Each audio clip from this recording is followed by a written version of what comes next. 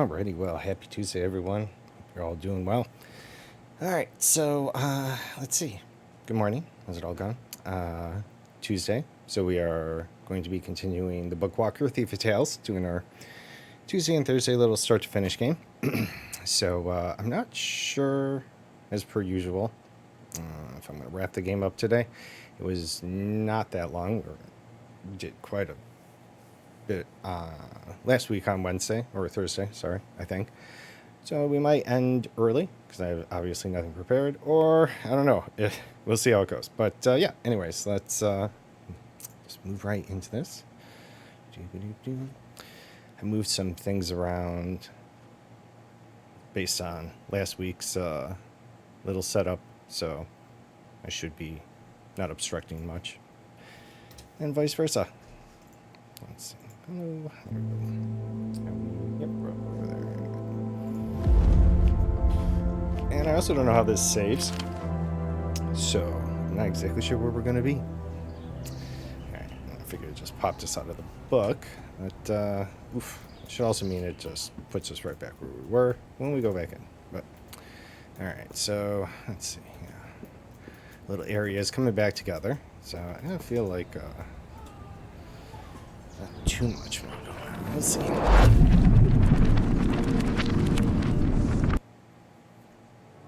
Spending. Nice little game, though. I've enjoyed it. Okay, so let's see. If I recall, we were looking for the wand, and we're in the magic school. And let's see how we lined up over there. Good too. Okay. And we candle door. All right, so we got that. I think we came out of this room. We listened to the lecture. We lit the candle. Attic door. I don't know if we investigated that. Let me double check that. Teacher's desk. Let's see. The lecturer just taunts you with its inexplicable. Well, let's pick the lock. It was quite small, and your lock just doesn't fit. Okay. Possibly need a crowbar or key. Door's locked, and it doesn't give us an option. Okay.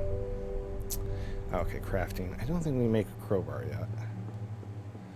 Don't have to check the other rooms. Yeah, what do we need? Tools and more parts. All right, no worries there.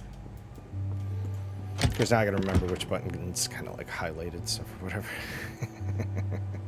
If there even was that, all these different games.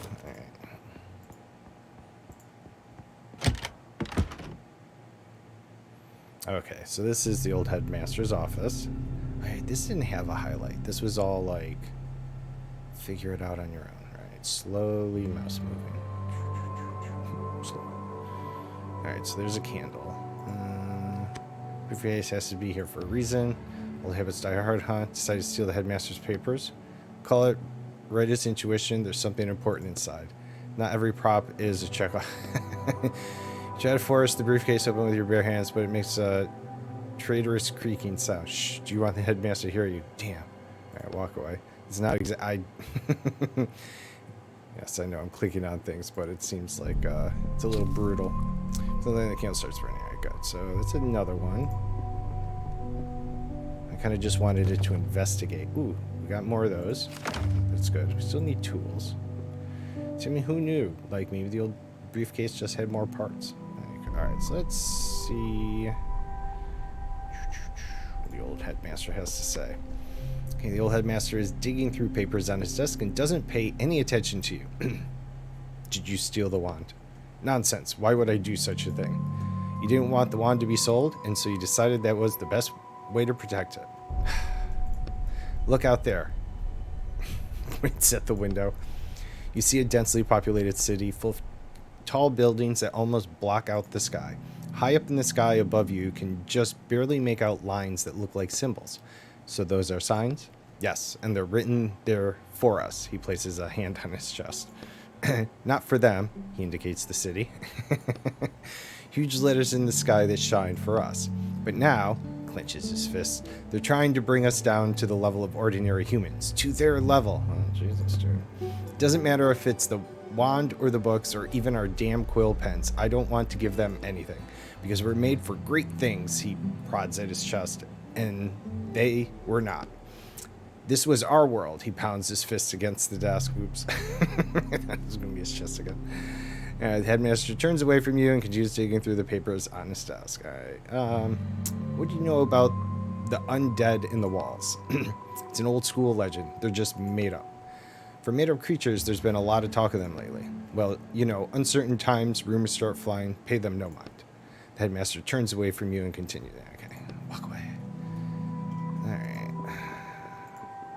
Don't worry about the rattling briefcase just yet, because he may leave.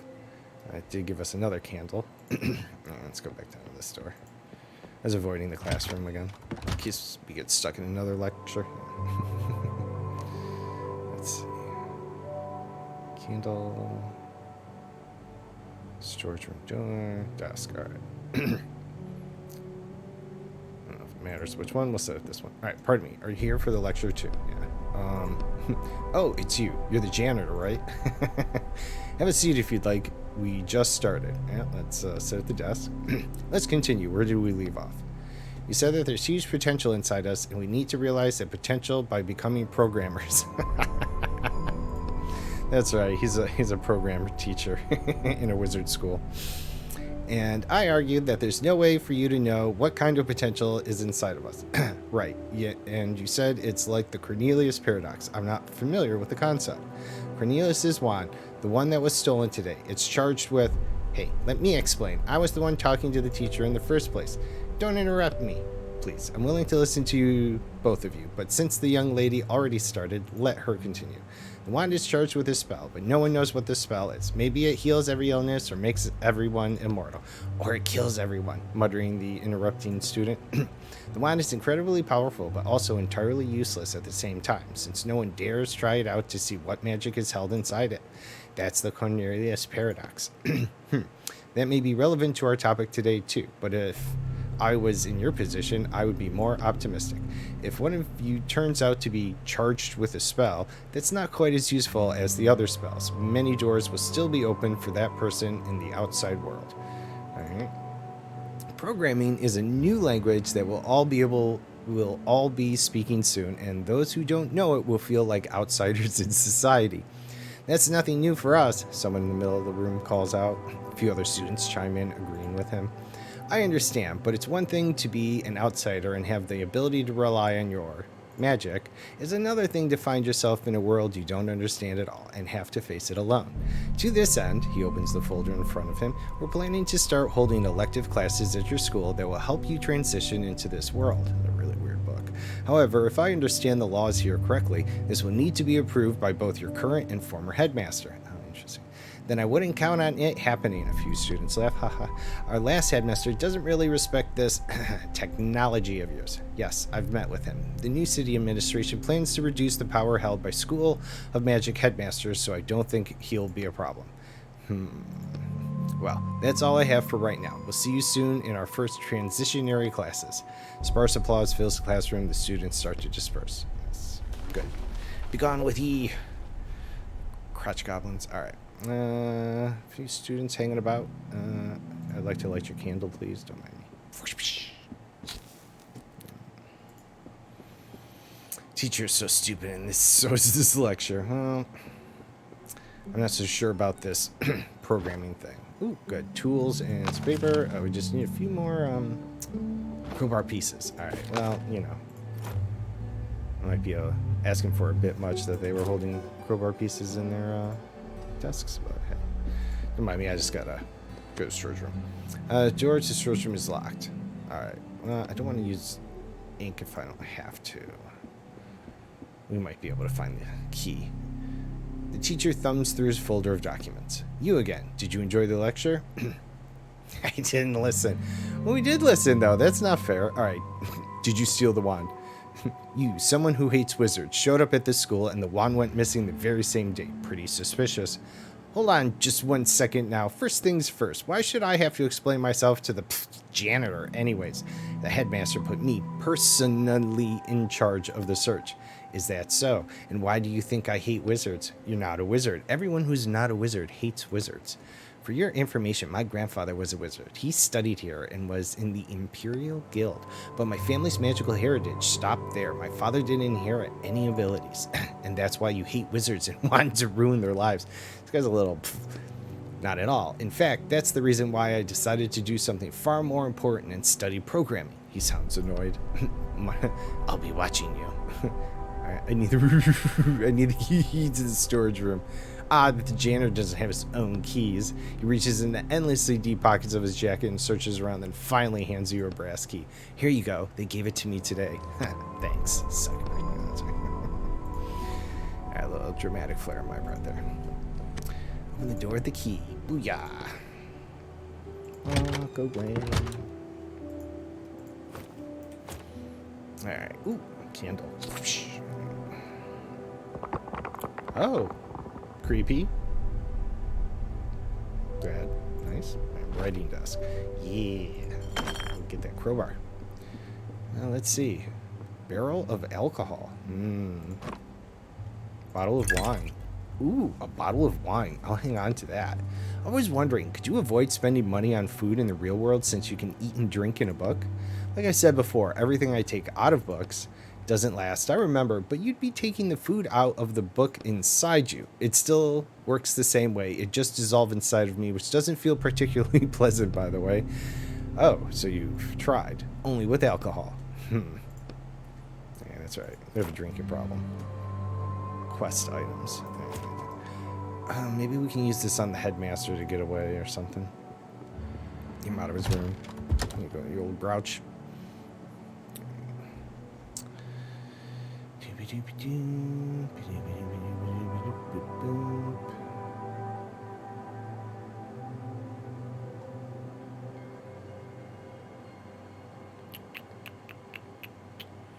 All right.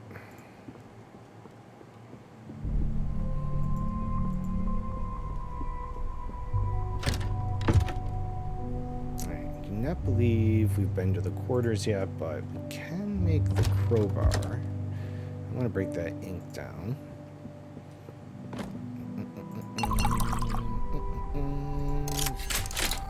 Nice. Teacher's desk. Well, nothing subtle about this. There's no, like, use the key like the other one maybe indicated we had a choice. Break in. Well, you insert the crowbar into the gap above the drawer and start pushing down. There's a creaking sound, but the drawer doesn't budge. Push harder. Drawer creaks, a thin crack appears in it, and then part of the drawer flies off with a crash. Wow, you really smashed it up. But just imagine what kind of treasure we'll find inside. Yeah. Ink.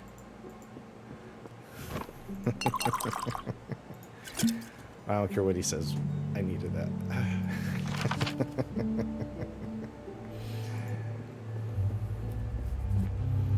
They do love doing that, but to be fair, gotta know. Hey, Sonny, how's it going? It's our our new Tuesday, Thursday start to finish game because we finished off the other game last week on Tuesday. So I started this Thursday. It's called Bookwalker Thief of Tales. It's a short game. It says it's like 10 or so hours, so I may or may not finish it today. But it's an odd concept. So even though we're in this view, we're in fact in a book. So if I wake us up, we're in this first person real world kind of view, but it's not like a normal world to us, obviously, because we can dive into books. Yeah, it is. It's a chill game in that sense. So it basically starts out, and we have a 30-year prison sentence, but it's not prison. We have writer's block for 30 years for a crime, which I'm pretty sure they didn't explain exactly what we did. But now we're doing these side jobs to try and reduce our sentence by delving into books and stealing the objects that this person is requesting from the books. So we go into the book, then we come back out and we place the book into this, Ghostbuster style contraption trap. And there's like minimal real world interaction. Like we get the briefcase and we have to give the briefcase to someone, and we have a couple neighbors that we've bothered on occasion, and we have this little downstairs area, and not really sure, we've been trying to figure out what's up with that, and then we haven't quite found that key yet. We may have missed it.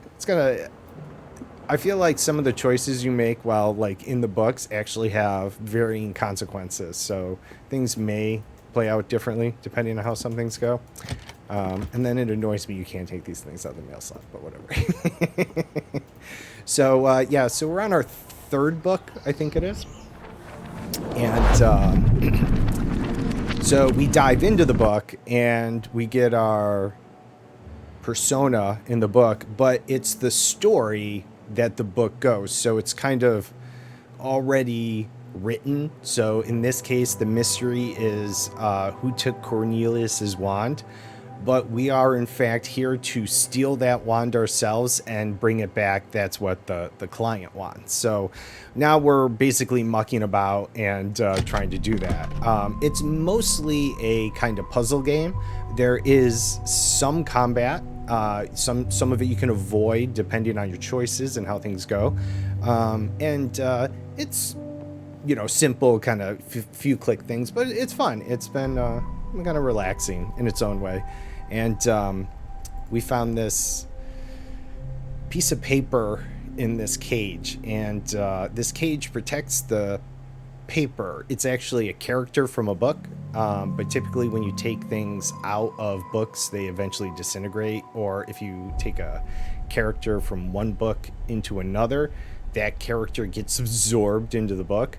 But this protects this character here, so they're kind of like helping us. They can read the book and things like that, and we can kind of ask them kind of little bits, but we've been trying to avoid it. It hasn't been as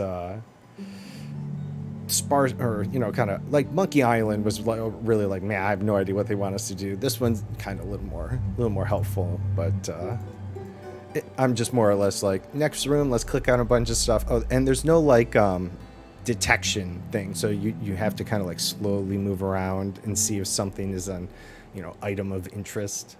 So and so we saw someone go in here, and we figured out we have to light the candles, which we're kind of finding in all these rooms. And this is the last room I need to go in. So there you go.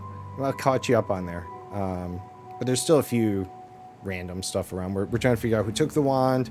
We want to try and get the wand. Little paper person here has kind of been giving us a hard time about some of this. We made some mistakes in the beginning. That's been all right. We're getting better at it. So let's see. Yeah, so like, slowly move over that.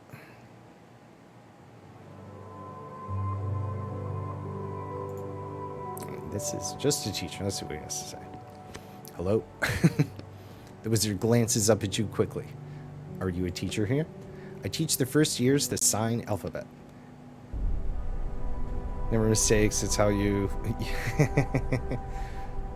Never mind mistakes. Yeah, exactly. And I conduct my own research in my free time. What's that you have there? You point at the strange device on his desk. Must be this thing. It's just an ordinary astrolinograph. We use them to decipher the signs. Are you trying to discover new signs since the old ones are being shattered? It's more like I'm trying to combine them. Combine them? You see, it seems the wizard has been wanting to share his discoveries with someone for a long time. All right, we're going to listen to him. The signs are on the barrier, and I insist it be called a barrier, not a wall, because the primary function of these structures is protecting the world inside from the destructive forces outside. Destructive forces? Some kind of creature or being is trying to break down the barrier of symbols and supposedly bring an end to all life inside. That was my kind of understanding, the synopsis of the book. All 9 planets will perish, including our own. Okay. Okay. So I believe that all the symbols on the barrier are a kind of message, and it may be an answer to how we can stop the destruction. Our goal is to decipher this message and not just use its power letter by letter as we are used to doing. And you're the first one who realized that the letters on the wall barrier that the letters on the barrier might form words? No, there was also Cornelius. Here we go, Cornelius. But I think most wizards are too busy studying what the symbols can give us right now in the moment. Long-term effects and tasks have always just been passed off to the next generation. Did you say Cornelius? I just so happen to be looking for Cornelius's wand. Have you heard about its disappearance? Yes, Cornelius was the last wizard I can remember who was interested in the meaning behind the symbols, but I was never able to find his work, and his wand itself has no inherent value. It's a paradox. Yes, I've heard of it, the Cornelius paradox. The wizard nods respectfully. And what have you managed to find out? Firstly, that the radius of the barrier available to us is not all that big. We only see a small portion of the symbols. The sun alone blocks half our field of vision. All the symbols beyond -1 degree can't be viewed without going blind. It's possible that the creators of the barrier were expecting all 9 planets to work together to decipher the message. But despite all these difficulties, I've been unable to decipher 2 words. Wow. Property of. Is that all? Yes. Property of who? He shrugs. Okay. Hey, Sonny, thank you for your continued contribution to Science Saturday. I appreciate it. We're getting very close. I have to be over, it was 40,000, I think, just yesterday we're at or over. So yeah, if we're close. Yeah. All right. Doo-ba-doo-doo. It's interesting information there. One could say that perhaps the wand may do something with the symbols then. I might have to take a chance and just whoosh. Alright, chalk and apple thing, man. That's great. Alright. Oh, wait. There's no candle. Oh, there it is. Alright. Alright, so that is all the candles. Double check. Clearly sleeps in this room. Bookshelf. Alright, I think we're good. Alright.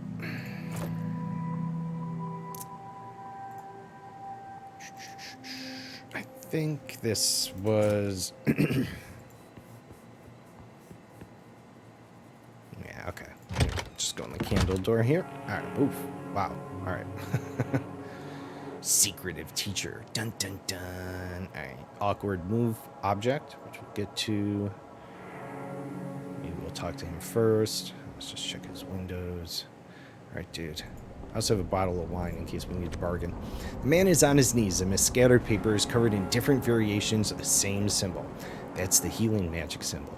I knew right away that you were from the Inquisition. Do with me what you will. I no longer care. Excuse me. I tried everything. He sits down heavily on the floor and starts slowly balling up sheets of paper with scribbled writing all over them. Dun dun. I tried shifting the coordinates of the symbol by the lowest possible degree. That's 3 years in wizard jail. He picks up a new piece of paper. I tried using regeneration magic on the symbol. That was stupid, I admit. I have no idea what I hoped would happen. He balls up the new paper. I don't know, that seems suspicious. That's 1 year of community service. Damn it, I even tried to buy a wand with a healing spell inside it, but you can't find them anymore. That's 2 years of hard labor. The man raises his eyes to you, and you see that his face is literally covered in strange, painful-looking cracks. I never saw a disease like that in all my years of practice. Roderick is the character in the thing there. So you were a doctor? I believe so. The man notices your janitor ID badge and freezes. Wait a minute. You're not from the Inquisition? No. Then just who the hell are you? Your daughter is worried about you. Yeah, oh yeah, we met her in the basement. She's for some reason in the basement, some weird little alchemy laboratory, so she was cool though. Alright, your daughter is worried about you. She asked me to check on you and see how you were. And judging by all this, you're not great. Yes, you're right. Out of all the damn symbols out there, the one that was keeping me alive was shattered. Alright, Jesus. Well, Well, before we dive in on the wand thing, let's see if he needs help. There's no use. He clenches it. He clenches his teeth, and convulsions pass through his body. Oh, okay. So, what's wrong with you then? This is a process that affects a rare type of wizard. They call us made wizards, since we weren't born with particles of magic in our blood. We obtained that blood through artificial means. And now my body is rejecting that blood, and there's nothing that can suppress the reaction. God, I need to sneeze again. Of course, nope, wait. Nope. Alright, can't you just drain the magic blood back? It's been inside me for 37 years. I can't get rid of it that easily. My whole body is infused with magic, and now I'm going to pay for that. Alright, try to cure him. Alright. Are you sure? It won't be easy, even with ink. Yeah, I want to try. The wizard sits down on the floor, eyes closed. You slowly approach him and sit down next to him. What, just 2 ink? What's his blood? Oh, blood. That's alright. I have food. Alright, let's give him the blood. Ah! A drop of your blood falls onto the wizard's hand. What the? What the? The wizard pulls his hand back sharply. Don't move. Let me finish. Alright, rewrite his illness. I believe we have 50 ink. Yeah. Oh, there's the rest of our ink. Nice. I can refill it, though. You concentrate, and a stream of ink jumps from your fingers onto the teacher's hand, where it is instantly absorbed. Suddenly, the shackles... Oh, yeah, this is gonna fucking hurt. Suddenly, the shackles around your wrists give off a burning coldness. What kind of magic is this? That's still not enough. He needs more. Are you sure you'll be all right? I hope so. I can't go on. I'm sorry. I understand. Okay, well, hold on. We got a ton of ink and food. Do we have to do it all over again? Oh, jeez. All right. Okay. Well, that's unfortunate, but yeah, we can. All right, let's just make sure we have all our health and all the ink. All right, let's try to cure him. No, fuck. Try, blah, blah, blah, blah, blah. Blood. Write the illness. Suddenly, what kind of magic is this? He still needs more. Okay, here we go. A little more blood. You squeeze your hand shut, and blood starts flowing along with the ink. You can feel all memory of this illness being wiped from this world. The cold emanating from your shackles is becoming unbearable, but you're finished now. What did you do to me? He crawls away from you. It's not important. I hope you get better now. The wizard is still staring at you, shocked, trying to understand what is going on. You notice the cracks on his face starting to dissipate slightly. How are you? Are you all right? Yeah, I think so. You did the right thing. I hope so. You rub your wrists, icy pain shoots through them, and the skin starts to dry and crack from the cold. Like I said, we're trying to find a moral compass. Yeah. I've been stocking up, you know, just in case shit goes wrong, or we need to apparently self-sacrifice ourselves. Wham! Just fuck all your books. And now I'm going to take this box as payment. Ka-chang. Alright, thanks, old man. Let's see. I don't know what you did, but I feel different. Yeah, well, I either cured you and left the magic in you, or made you human, and you're going to be like, why did you do this to me? And we're like, well, I don't know, your daughter's going to be happy, which we should go talk to her, but we're going to just go ahead and kind of break. I think that's some ink stuff we can break down. No, let's just craft that for safety. Alright. Run. Let's see. Yeah, she's down in the basement. Boop, boop, boop. I do not believe we've gone in any of the dormitories yet. No, we've gone up and down. So we'll have to also go to the dormitories. I believe the cellar was locked. Is it still locked? Oh, yeah, okay. We need the key. Alright, though, she's likely to be very happy. Alright, we can craft in here as well. I think we got everything. Last time we were in here. Just check. Alright. Did you find out what's wrong with my father? What do you know about me? Okay. Let's see. I mean, it seems like maybe she didn't know. You didn't necessarily say it was a secret. She asked, though, and she's, trying to help him. All right, so let's just break it to him. All right, what do you know about made wizards? They're the dumbest people imagined. Why are you asking? You should live with what you're given. Why mess with the magic if it's not meant for you? I don't understand those people. Mm-hmm. Did you find out what's wrong with my father? Never mind. Yeah, I did. He's all set. Where is he? The door with the candle emblems on it. He's in there. All right, I'll go see him. And what do you mean he'll be fine? Was he in danger? Some minor health problems, but he took care of them. All right, I'll ask him for the details myself. This is for you. Thanks for your help. Glad I could help. Just remember what I asked you about, How you felt about made wizards. It's going to come back to you. All right, so we didn't get a key. Oh, brat. I don't know if she has it. It's probably the other...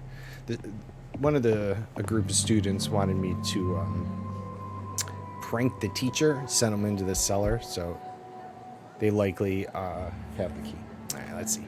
Hey, how's it going? Have you found anything yet? The teacher didn't do it. Oh, you found him? What was wrong with him? He was sick, but he didn't touch the wand. Mikhail sighs in relief. Glad to hear it. That's one less suspect, right? I'm starting to think it's Mikhail at this point. He's too nosy, asking about everyone else, probably trying to see if suspicion is going to fall on him yet. So, boom, you're guilty. Let's see. All right, so you find out anything else? Walk away. Walk away. Let's see, the wand. Do you have anything to say? Some nerd. All right, let's start this dormitory. All right, so we got little... whichever Wizard Academy this is. Your stuff. Apples. Let's see, we got a lot of health. That was... Oh, oops, students. Like, dude, did you just steal our teacher apples? From suck-ups. All right. The other girls today should be... Oh, whoops. I'm in the girls' room. Sorry. Yeah. Thanks for the apples. Oh, wait. That said insignia. Do I keep missing that? Just a student? Or is it, can I only see it from back here? Alright, whatever.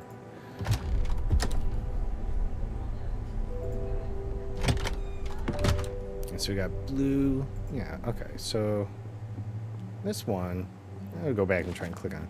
Description on the crest says Ziblik. Ziblik sign. He's green. Likely going to come up in some little mini puzzle. I see. Oh, what do you want? You see a shifty-looking student. Yeah, I was going to say there's a portrait under there. And here we go. The frame of a giant portrait is sticking out from under bed. Yo, what you got there? Point at the picture. Nothing. It's none of your business. Decided to steal a painting from the school. The student looks at you sullenly.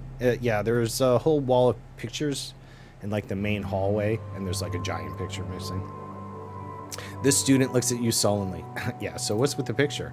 Get lost. Oh, sorry. I said it's none of your business. Splash him with a bucket of water. Who would have thought that our janitor bucket of water would have helped? I might accidentally hit the picture, though, because it doesn't exactly always go the way you think. We're going to play nice, but that may not work out for me either. So we're going to play nice. All right, no one else has to know. Did you find something interesting? What's the deal with the painting? You wink again. The student looks around nervously. I would too.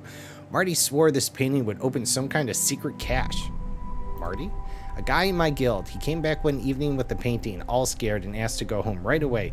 I think someone or something bit him. A secret cache? You have to hang the painting somewhere, but he didn't say exactly where. So he didn't see the huge space in the wall in the main hall where a portrait was clearly missing. How about I go find where to hang it myself? But what if there's something valuable in there and I miss out on it? Well, there's undead in the walls, so could be, he's like insinuating that. Yep, nom nom. And none of my thank yous. Well, you continued, well, yeah, we're not sure yet.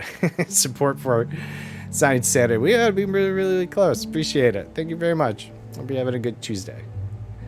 All right, let's see. I don't miss out on it. What if there's something dangerous in there? You can deal with it yourself. Fine. Tell me what you want in exchange for the picture. Ooh, now you're talking. Get me a strong drink. All right, we already got the alcohol. You want me to get drinks for underage kids? I have no moral compass. I'm 25. Oh. It'll bring up the voice on that one a little.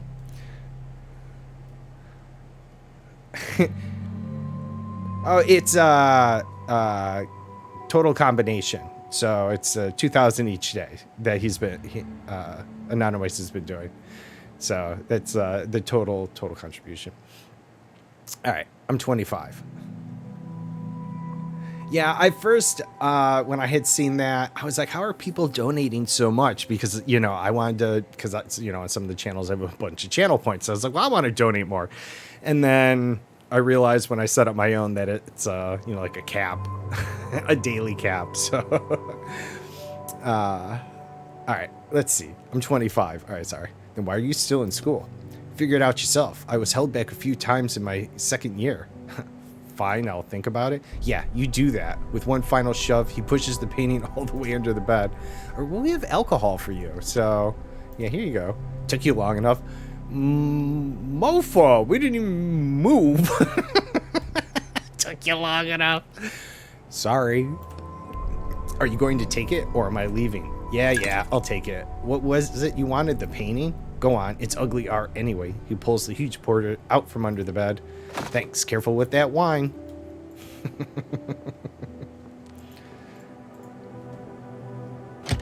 was given in my adult...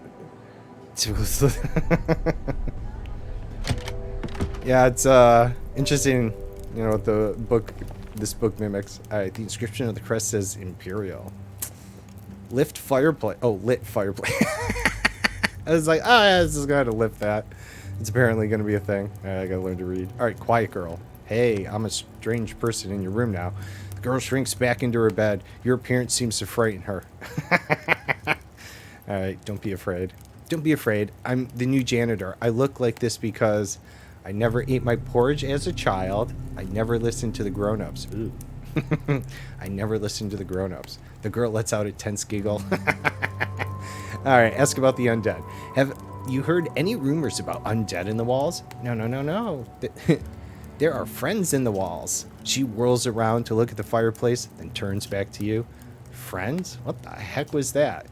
Why did you look at the fireplace? Is there something there? The girl shakes her head frantically. I'm assuming nodding. There's definitely something there. We should check it out. Or she was shaking it. What? No? Need to be a little more descriptive there. Well, I know, right? So it seems a little creepy. Alright, so yes, lit fireplace. The heat from the fireplace assaults your face. It's so stuffy in here. It's summer. Why would the fireplace be lit? Let's, examine the fireplace. An ordinary fireplace. Above it, you see a symbol that looks like a lion. I wonder what that means. Angry flames burn in the fireplace. Look inside the fireplace. I don't think that's going to go well. The paper on your head starts to curl up from the heat, and the sparks are flying dangerously close to you. You can't see anything beyond the flames. You can't make out anything through the bright flames, but you suddenly hear far-off voices. What's this? How did they get there? There's someone there. Hey, can you hear me? Silence. All you hear is the popping crackle of the unburnt wood in the fireplace. I don't know how, but we need to get inside. Good thing we saved the bucket of water. Touch the fire. No. It's just a fire. You have a bucket of water. Put two and two together and you'll have an unlit fireplace. The stream of murky... I thought it was going to be the steam from the fireplace, so I read improperly. The stream of murky water flows straight onto the middle of the fireplace. The flames spark and hiss, but don't go out. It's as though the fire is absorbing the water with no consequence. Damn you. My bucket of water. Is this a gas fireplace? A what? There's clearly something fishy about the fireplace. I'll give you a hint. There's a spell on it. You can't put it out with water. My bucket. Well, what can I use? Actually, anything you want as long as it's not water. How about a fire extinguisher? Oh, who? Never mind. I think there's one in my building. I should go back to reality and check. Back to reality. Angry flames burn in the fireplace. Come on, mouse. There you go. Could have said that sooner, Brian. No, yeah, they're... And then they'll be like, well, you should have asked me. And I'm like... Dang it. All right, let's see who's calling. Lol, that wasn't gonna work.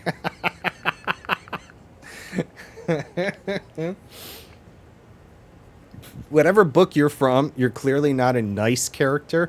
And now that they said he was a doctor, I'm gonna either go with like Dr. Jekyll, maybe Moriarty. Like I don't feel like they're a nice character. This one seems to be like, well, you could have asked me. They're like, they don't really help preemptively or reactively. Yeah, they're a bit of a troll, right? So they could be a troll. They're too smart for a troll, but that's why. And they made the comment that he might have been a doctor. You know, he said, well, I haven't seen something like that in all my years. So that's where it's like, were you a doctor? And he's like, I think I might have been. So that's why I'm leaning towards an evil villain that was a doctor, perhaps. So Moriarty, something along the line. Or maybe it's like macaroni, because copyright. I don't know. But all right. Yes. Hello. Well, do you have the wand yet? I only just started the book. Well, snap to it. The client's been calling me and asking about it. Why such a rush? There's a lot of money at stake, Walker. A lot. Yeah, I'll say all right. I'll try and speed things up, but I'm not. I mean, this is something that he's just gonna yell at me. I'm gonna say something that shouldn't be heard. It's better if I don't hurry. I need to be careful about what I do. You know what's even better? Hurrying and being careful. How's that for a plan? All right. I'll try and speed things up. Get going. Hangs up. All right. Fire extinguisher. Somewhere. I'll try not to bother the neighbors. Oh, you have... Did you get the wand yet? I'll get your wand, just leave me alone. Eddie and Quist? Yo, that's me. Mr. Quist, I'm calling from the Writers Police Department. Oh, yeah, this was my, my check-in, I think. Were you notified that you would be contacted for questioning? I was notified. Yeah, it's about your neighbor. Oh. Okay. Old Henry? We can't reveal his name over the phone. Okay. But it's not anyone named Henry. I'm talking about the man who lived on the first floor. Oh, yeah, the boarded up room. What do I have to do with it? Or the writers' police, for that matter. Didn't you know? Your neighbor was a writer. What? So you never talked to him? Now, we did find a dead walker in the first book, or second book, first book, where we also got Roderick. Roderick was traveling with that walker. So, could be. Just saying. Don't know, but I could definitely perhaps put those together. All right, so you never talked to him? No. All this time, he was a writer? He recently finished working off his sentence and became a free writer once again. However, a few days ago, he was found. I think it would be more appropriate to discuss these details in person. Are you available for a visit? I don't really have time for that right now. How about noon tomorrow? That works. We'll see you then. Hangs up. All right. Let's go get my extinguisher now. Watching you phone. All right. Go. Writer, huh? Alright. And we have to bother a neighbor. That's gonna suck. Alright. Let's go ask old Henry. He's gonna be really sick of talking to us. Unless it's out in the hallway, maybe? One of those when they're like easily get things. Communal fire extinguisher? No, I guess not.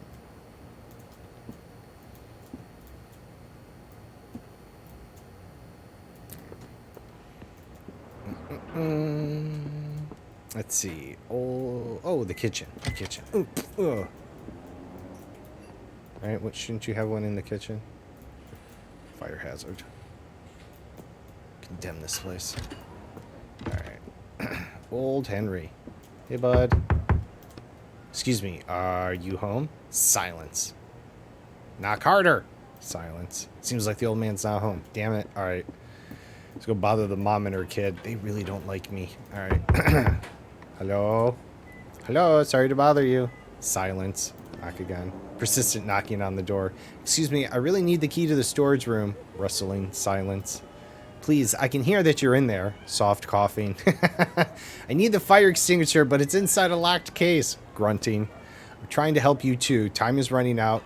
Oh, I'm trying to help you too. Time is running out. We're all going to burn alive. What are you shouting about? Oh, hello. I don't smell smoke. Where's this fire you're going out about? In my apartment. It just started. Grunting. I'm not lying. I think something happened with the wiring. What do you want me to wait around while my apartment burns down? Then will you believe me? When the flames spread into the hallway and your apartment catches fire too? All right, you don't have to yell. Just bring it back later. Flunk. So maybe they're the, super or something? I don't know. Like, why would they have the storage room key? And why would you put the fire extinguisher in it? Like, safety hazards all around here. I don't know. And they have a kid. That seems really unsafe. Like, there's a fire downstairs. Here, honey, take this key, go down and get the fire extinguisher. It'll be okay. In we go.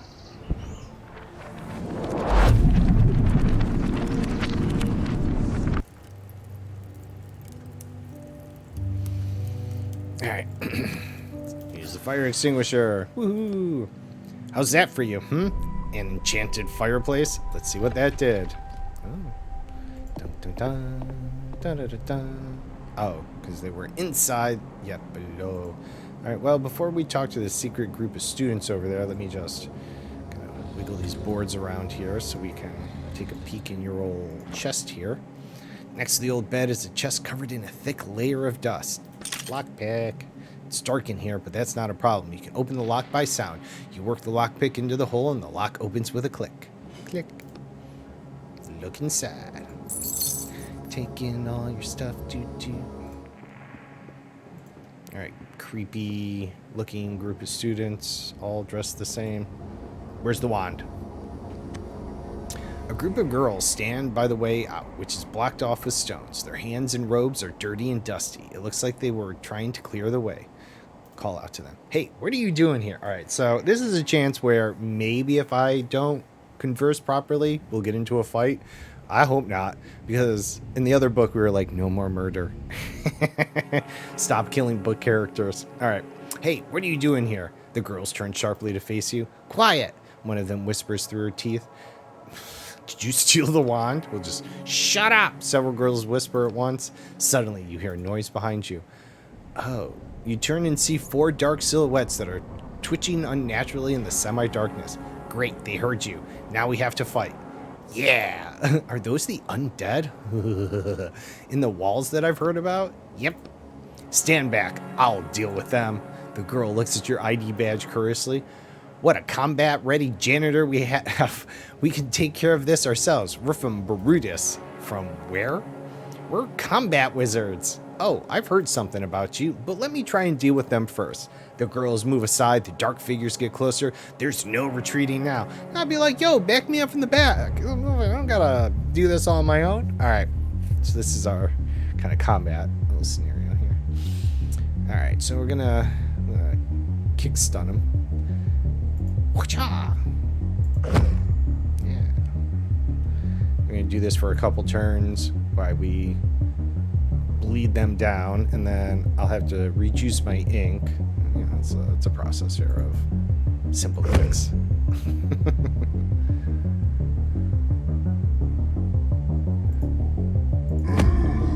See, that takes them all down. That was easy peasy. All right. Whoa!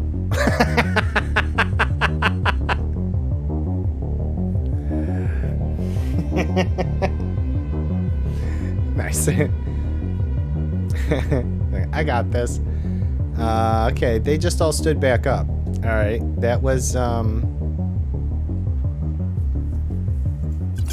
was unexpected. All right, he must be the lead one, so they must be able to get back up because of him.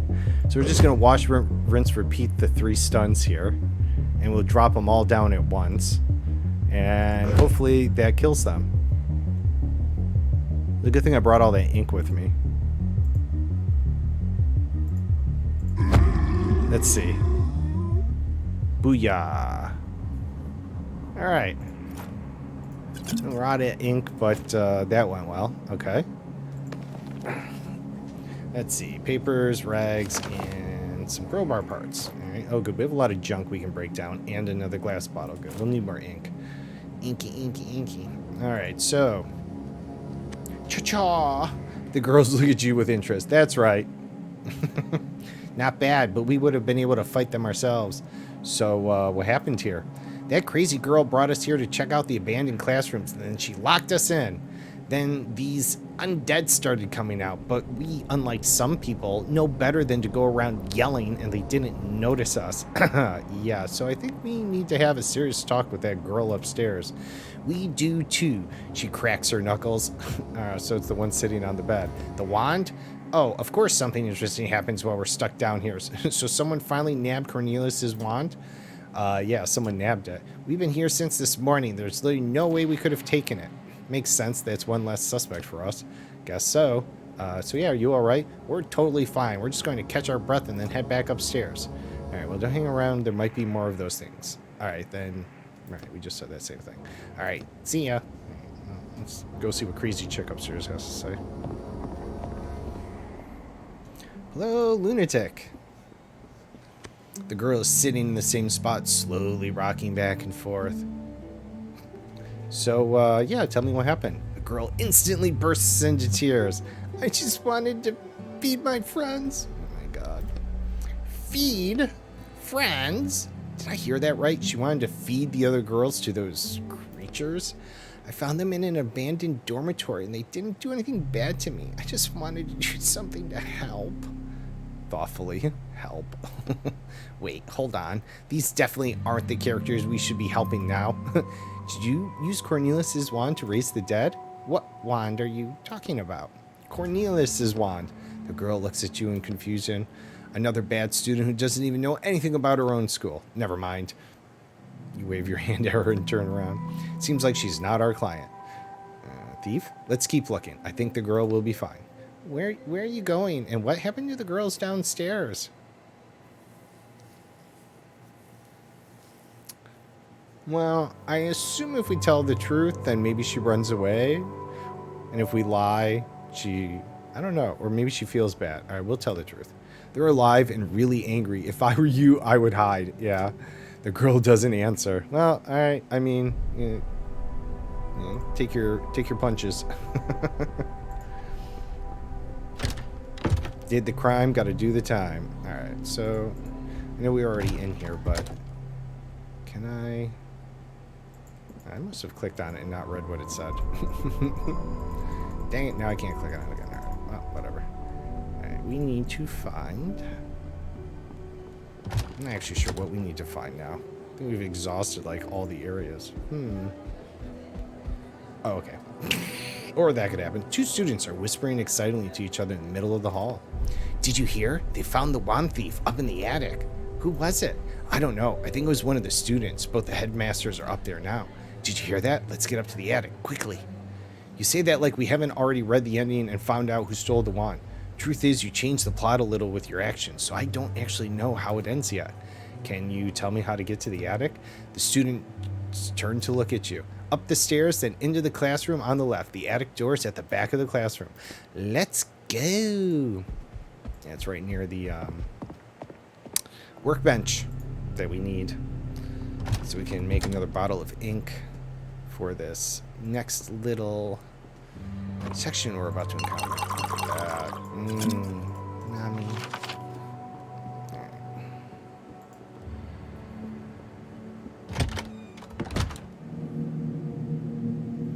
Alright. Let's just do a little quick once over. Doesn't look like... Or we just can't yet.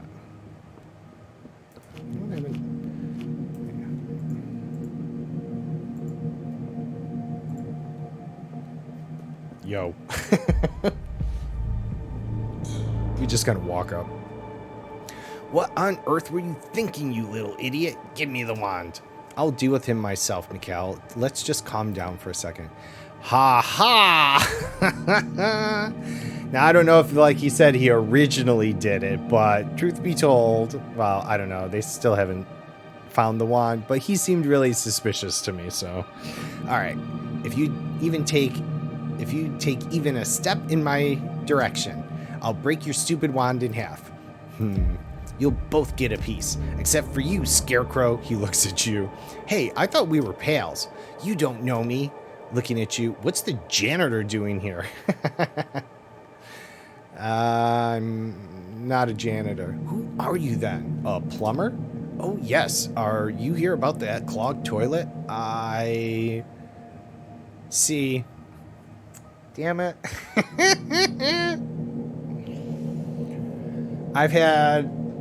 I've never picked the right one. It's like lie or tell the truth, or I choose one. It doesn't seem to go well. I don't feel like I should say I'm here for the wand based off what's been going on. Alright, I'm a writer. I'm a writer! You stand up straight and fix the hair on your head. Who? Alright, so we have no choice. I'm here for the wand. Another one? He recoils. Why do you want it? Someone's going to pay me well for it. See, I guess we're just like, meh. Let's just get into this. Wah! Hold on. When you say they'll pay you well, how much is that? Clutches his chest. Ah! Shut up. I have the wand, and I'm the one who decides what will happen to it. All right, all right. I was planning on deciding its fate quietly by myself, but now you're involved. Hang on, I understand us three, but why do you even want it? None of your business. Stay where you are. Let's just calm down and nobody move. The old man suddenly pulls a revolver out from under his robe and starts waving it around in all directions. I'm a crazy old dude with a gun. Either you give me back the wand, you little cretin, or you'll be sorry. Oh, damn. Where the hell did you get a gun? He claps his hands to his head. Calm down, just calm down. Grinning. I thought you were opposed to technology, old man. Give it to me. He reaches out for the wand, keeping the revolver aimed.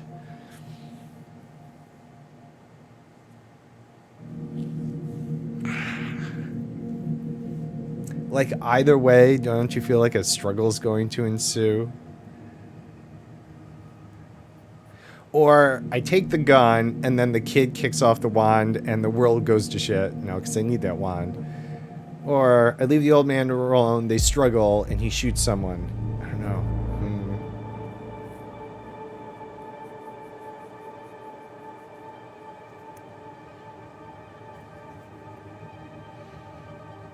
They're like, we have to help people, but sometimes our help is not the best thing. All right. I guess we're going to try and take the gun from the old man. Neither seem like a good choice. Take the gun. You quickly take the revolver from his grasp. Mikhail flinches, expecting you to attack him too. Stop waving that thing in my face. Hey, give that back. Mikhail bends Cornelius' wand enough for it to crack slightly. At the same time, you hear an echoing noise ringing out from somewhere up above. Everyone freezes. Do you think this is a joke? I'm so sick of your sniveling. And you're panicking. You little, and your weird head. Aww. Frowny face.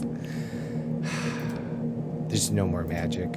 We all realized that long ago, so stop clinging to the illusion that it's still around. I know why you care about this wand so much, old man. But it's time to move on. Stop being indecisive. He looks at the new headmaster. Stop living in the past. He looks at the old headmaster. And stop lying. He looks at you. Any last words from you three? He smirks. You're going to regret this. Who do you think you are, you brat? Mikhail turns his gaze to the new headmaster. I understand how you feel, and I also want to move forward, but can't we find a way that doesn't involve breaking wands? He only smirks in response, then turns to you. Oh, god damn it.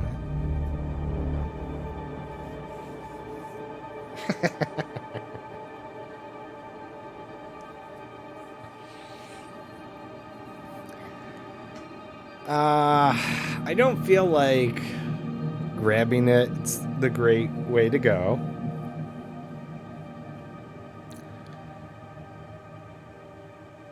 And I'm not going to agree with the old man. It seems to not be the best. I mean, the new headmaster sounds like he's trying to be reasonable. And I have the ink, but doesn't mean it's going to be a smooth, like I just go wink. All right, everybody, I'm out of here. Wake up, I have the wand. Might go... Just don't know how these things are going to go.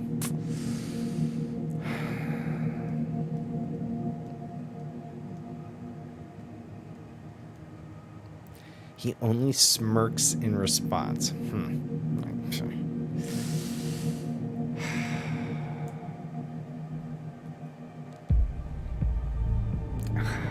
Alright, let's try and do something with ink. You think you know everything about magic, huh? But did you know that it's not dead? You grab the old man's wand from his belt and fill it with ink, trying to what the fuck? Okay, I wasn't expecting we were going into, like, fireball attempt. See, this is what I'm saying. That's not exactly what I thought was going to happen. Given how smooth we were with the healing, we're like, oh, we're going to do this and that, and now we're just like, fireball. All right, let's see how this goes. But instead of fire, the ink just leaks out from the tip of the wand and starts dripping on the floor. Okay, well. What the hell was that? I've had enough of this. Crack. Time stops. Your eyes fall on Cornelius's wand. First on one, then the other. They're both falling through the air. Why am I seeing two wands? Slowly, it dawns on you. Oh, it didn't dawn on me. Huh? What are you talking about? It hasn't dawned on me. The left and right halves of the wand land on the floor at Mikhail's feet. The old man stares at the floor, mouth open, unable to speak. The new headmaster sighs softly. Mikhail looks at his hands where a few slivers of wood still remain. The wand is gone. So does this mean we failed the order? You start to hear a loud rumbling sound from somewhere up above. I don't know.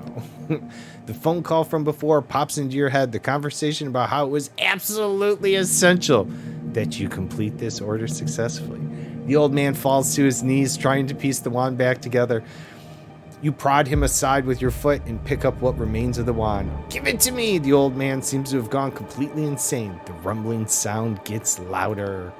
What's happening? He looks at the ceiling. We need to go. The old man starts laughing loudly. The rumbling completely drowns out his laughter. We need to go. Fuck.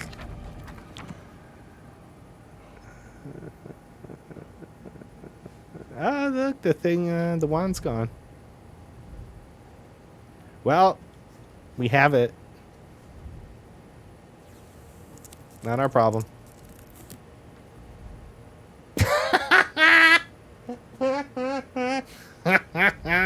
Maybe he won't notice. I mean, come on. I really tried super glue or something at that point. Like, that's pathetic. Okay. God. All right. Well, that's how it goes.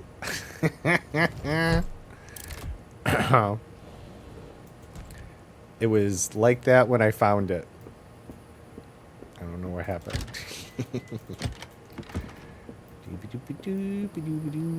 Oh, we are going to get in so much trouble. Hi. Here's your... Yeah. Yeah, it's all good. Well, I can explain what happened. You'd better see for yourself.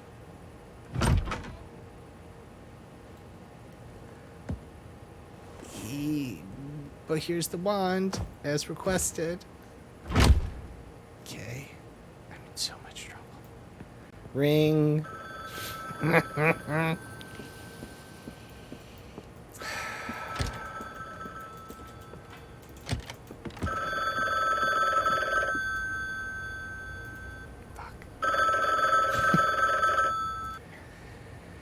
Yeah, here we go. Hello? What the hell were you thinking?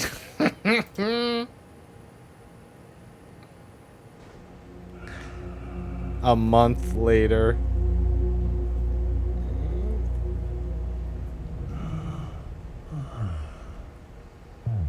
Damn, my head is killing me. Yup. Yup.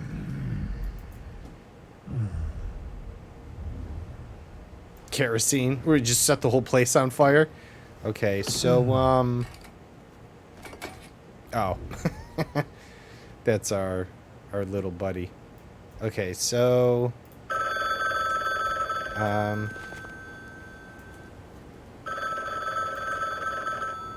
additional damage to all enemies, increased damage to all enemies. Choose an upgrade. Dreamer ink. That's Dreamer ink. How many damage is good? I forgot to check our upgrades last time. Alright. Who is that? Thanks for joining me, friend. I really don't want to answer. It's a shame you didn't even touch your drink. Do we still have a toilet? Oh, good, we do. Alright, fine. Answer the phone. Hello? Leave me alone already. Hi, I heard you were having some problems with the client. Oh, it's you, Vince. Nah, nothing too bad. I can try and talk to him again if you want. I don't know. I feel like this work just isn't right for me. Hey, what are you saying? You have to do this and get your shackles removed. Your fans need you. I know. I'm just not sure this is the right path. It's bringing me nothing but suffering, and I'm not the only one suffering because of it. You just have to put up with this a little longer. 3 more orders and you're done. Yeah. Hold on. Did I ever tell you how many orders? Wait, hold on. Did I ever tell you how many orders I had left? Yes, of course. Did you forget? All right. Okay, I'll call him right now. Maybe he'll change his mind. Yeah, I had no idea. Or I was just like, okay, 3. And then he was like, wait. I'm like, okay, I guess I'm not even sure.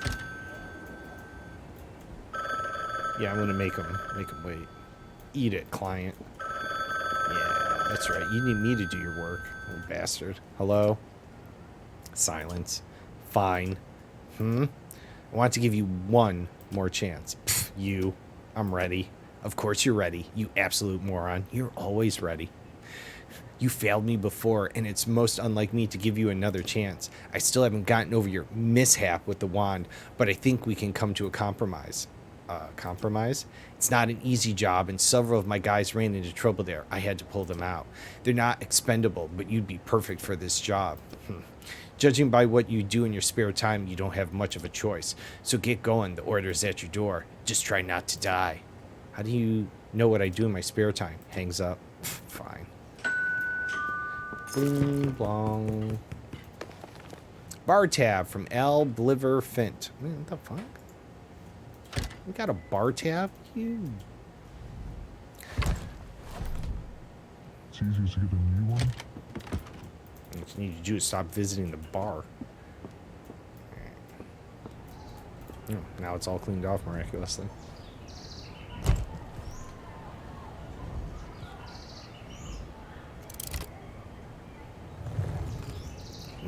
Black River. Black River Drifters. Alright, so what do we got? We have... I want it. Can't click on it this time. Alright. Excerpt from a review. However, drawing parallels between dogmatic faith and programmed AI commands is certainly an interesting exercise, especially for a subject that's already been done to death. Sans Magazine gives it 3 out of 5 stars. A strange note. The contractor agrees to infiltrate Black River Drifters by Elena von Belro and extract an item, the Sword Excalibur. The client agrees to pay the negotiated sum upon fulfillment of the contract.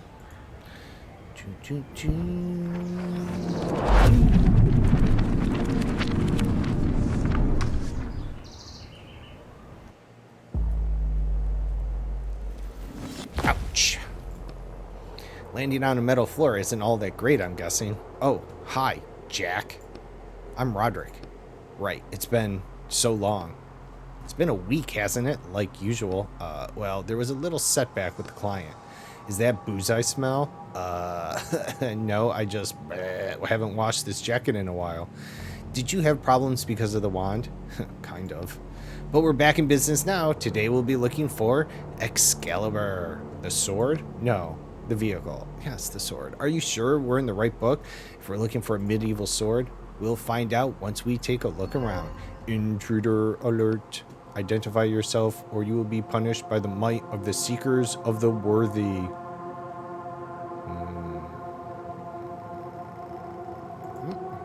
The voice is coming from a strange face on the wall that peeks out from the cables like a spider in its webs.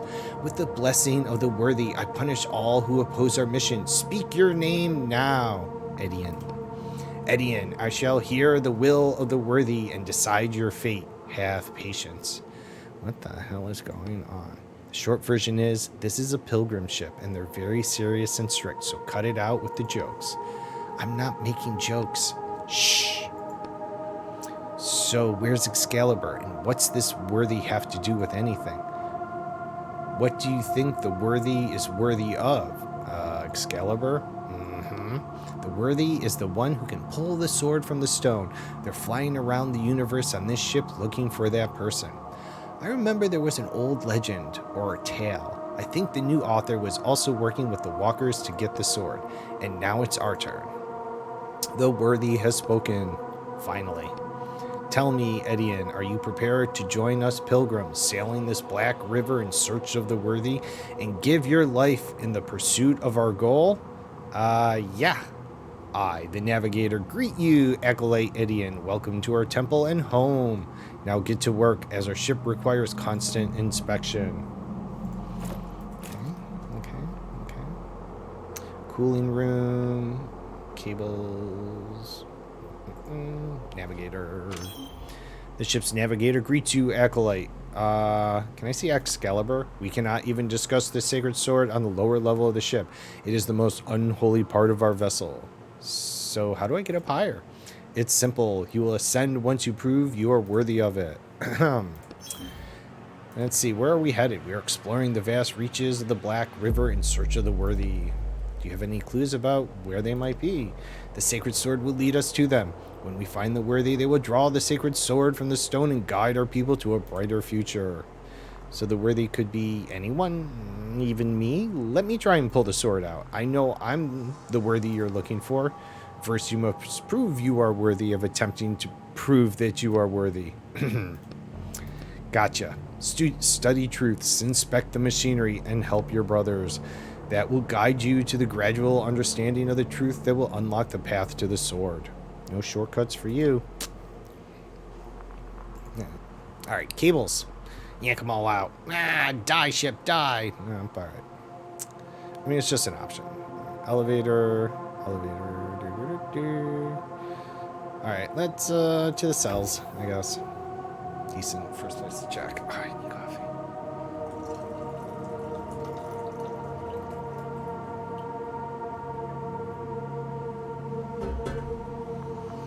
All right.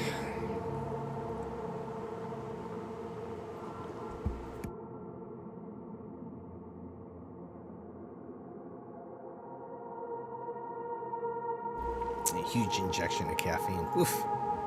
Locked. Repair module, locked. Engine room. I got some symbols above the doors. Some kind of device. Push the red button. Boop. Message appears on the screen. Brother, place the broken object in the slot and it will be restored to its former appearance. An object creation menu appears on the screen. Synthesize objects. Okay. Locked. Use A card. Locked. Use B card. I guess. Use C card. Alright, I kind of saw that one coming. Come on. Click. Pardon me. And D card. Alright.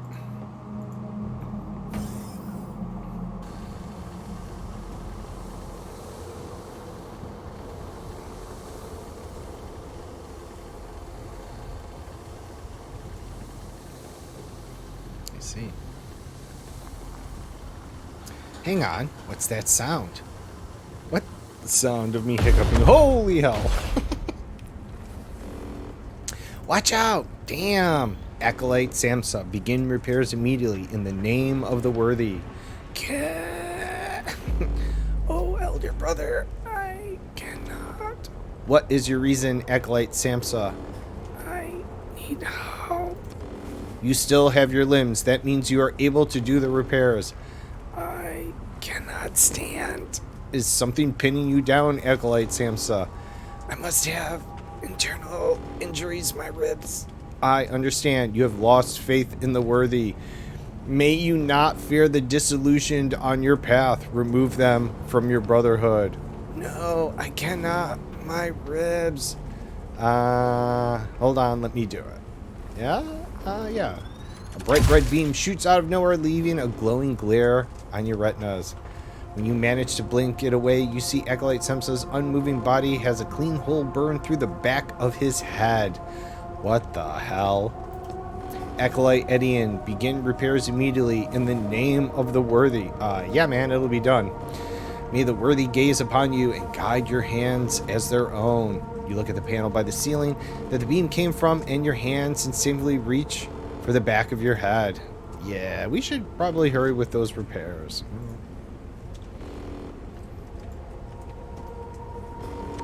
Poor guy. You examine the body, trying to avoid looking at the head wound. You don't notice anything of interest. There's something in his hand. Huh? You unclench the dead man's hand and see an electronic access card. Unfortunately, the explosion damaged it too. Well, we can repair that.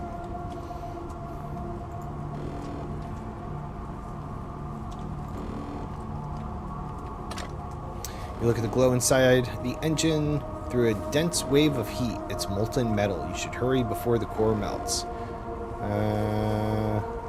Okay, well, I'm not gonna look inside hot metal with paper head. Alright.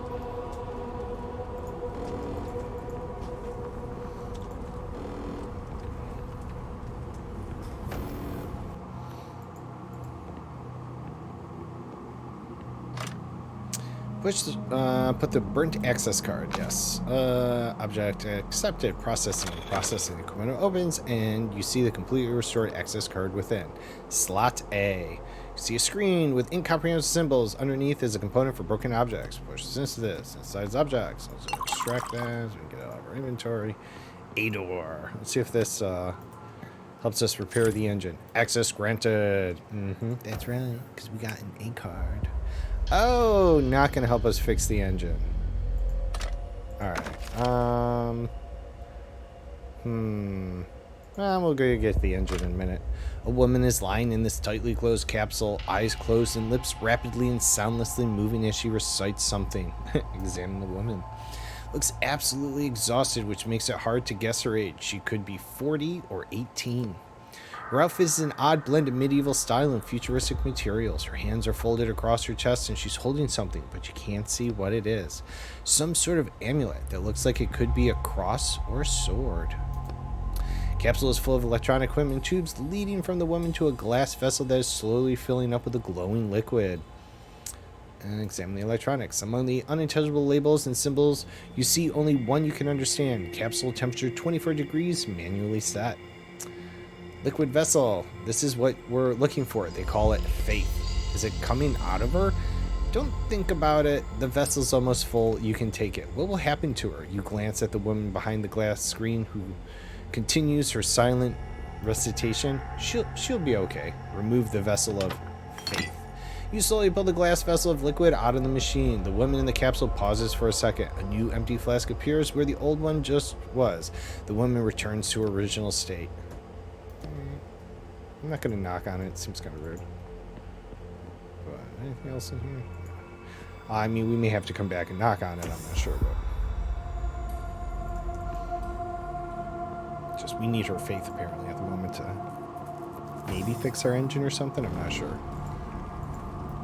Just seemed like maybe the card was going to be important. All right, let's try the backup engine. We can check that out.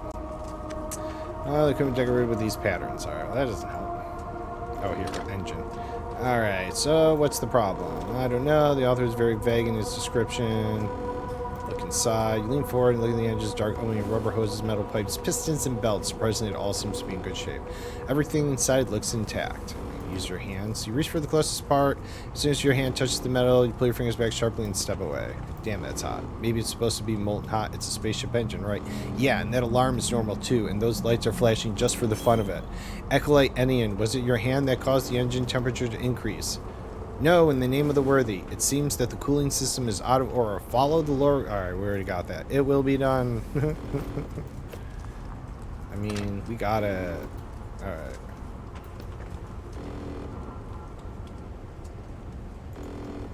at least I thought we did. Oh, cooling room's down here. Perhaps we need to inject our faith in here.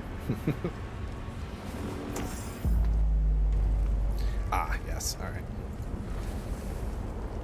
Just gotta have faith, the faith, the faith. Ah. All right. Pipes is broken and the water is turned on. What do? Disconnect the broken pipes, leave it how it is, close the water valve. Let's see. The pipe is broken and the water. So close the water. It's shut. Pipe is broken and the water valve is shut. What do? Disconnect the broken pipes. You disconnect the broken pipes, it cools down fairly quickly, and you put it in your coat. You'll have to replace it with a new one. Psh, that's obvious. Hadoy. What? And there's something there. Device. Alright, looks like a cooling device. Whoop.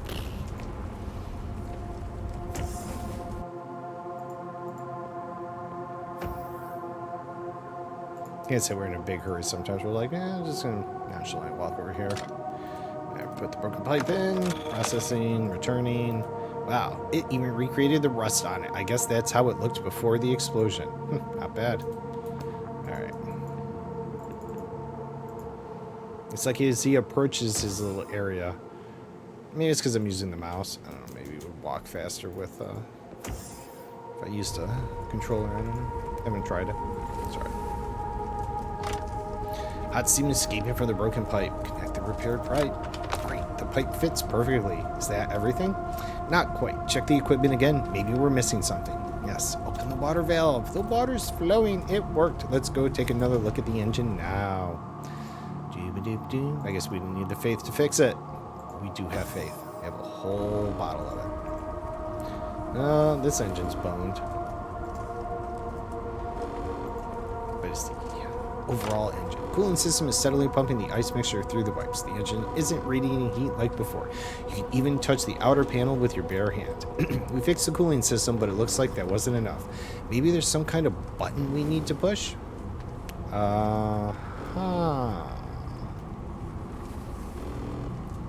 Navigator, I need faith. In the name of the worthy, I ask you to start the engine. It is not to me you should direct your prayers, Acolyte Indian, but to the worthy, I am just their servant. Worthy, I pray, start the engine. You clearly have not managed to learn the holy litanies yet, so I will help you, newcomer. Repeat after me. By the will of the worthy, I pray for the flame to obey my will and activate this mechanism. By the will of the worthy, I pray for the flame to obey my will and activate this mechanism. Something inside the engine starts rumbling discontentedly, gaining momentum. Suddenly, a shrill noise fills the room. Acolyte Etienne, you do not have enough faith. Well, how could it tell that? Oh, come on. My faith is stronger than ever. I believe in the worthy, and with my whole heart, my whole soul, with every cell in my body, I believe. Suddenly, a compartment opens on the side of the engine, and with a soft hiss in a cloud of white steam, an empty compartment designed to hold a cylindrical flask appears. I speak of something else. Place a full vessel of faith in the compartment so that our temple may continue its journey. You take the flask of faith you got from the cryo chamber out of your pocket. Full blump? Is this enough? Indeed it is, Acolyte. Insert the flask of faith. Try to remember the prayer yourself. Something about flame, and don't forget the worthy. Let me just find that part. By the will of the worthy, I pray for the flame to obey my will and activate. Yeah, that sounds right. Oh, wait, what? I thought he was going to fill it in for me. Alright, pray for the blame to obey my will and activate this mechanism. A roar starts building inside the engine that suddenly bursts out. The pistons start moving. A steady hum fills the engine room. May the worthy bless you, Acolyte Etienne. The engine is working correctly again. Your work here is done. It is time for you to ascend. Okay. You start looking around nervously, bowing your head slightly. Ascension is the right to climb higher to the middle of the ship. Ah, of course. You may use the elevator to ascend. And the sword Excalibur, the location of the sacred sword, will be made known only to those who have proven themselves worthy of that knowledge. The navigator's voice is always cold and mechanical, but he says this phrase in an even colder voice. Well, let's go to the elevator then. Doop-a-doop-doop. Oh, good, the fire stopped. That's good.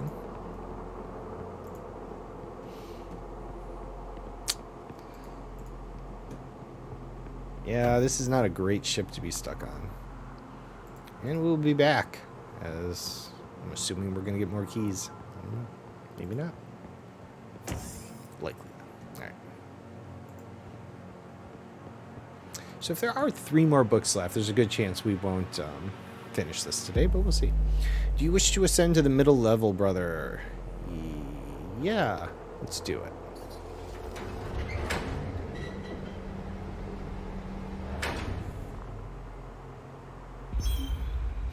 Welcome to Earth, brother. Oh. Earth? You look around. We call the lower decks Hell, the middle deck Earth, and the upper deck Heaven? Correct, brother. I see you have already studied our scriptures. If the will of knowledge guides you, visit the library on this floor. Okay, and is Excalibur there? On the top floor? Every acolyte who ascends from hell must first serve 5 human years on Earth before they will be permitted to touch the sword. Okay. Only after 5 years have passed can an acolyte grasp the highest sacred truth, and then the worthy will permit them to ascend to heaven and touch the sword. Begin your service. Your 5-year countdown has begun. So what am I supposed to do? How should I serve? Study truths, inspect the machinery, and help your brothers. Only routine will guide you to gradual understanding of the truth. We should look around and figure out a better plan than mopping floors for 5 years. Let's pick up this broken access card, conveniently scorched on the floor. Access card B. Fire extinguisher. Seems like we might need that. Let's go down. Oh, let's see. Whoops, sorry. Nope, didn't. Alright. So if we understand, then we can skip everything. Alright. Well, found that out accidentally. Thought he was going to scold us for trying to go up again, and yet there was important information. But we're going to restore B card. See what's in the B storage room. So we can get that out of the way.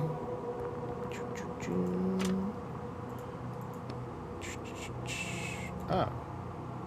What? Oh, is it? Oh. Okay. I guess it didn't need to be repaired. Unknown error. Access denied. Damn. Alright. No. Repair the card. Okay. No. Ah, crap. Sorry. Alright, so there's an emblem on the back that shows a sword. Yeah, alright. Alright. Wait, shows what? Sewer circle. Yeah, okay. Maybe had the wrong symbol. Alright, so we cannot use the card yet. I jumped the gun.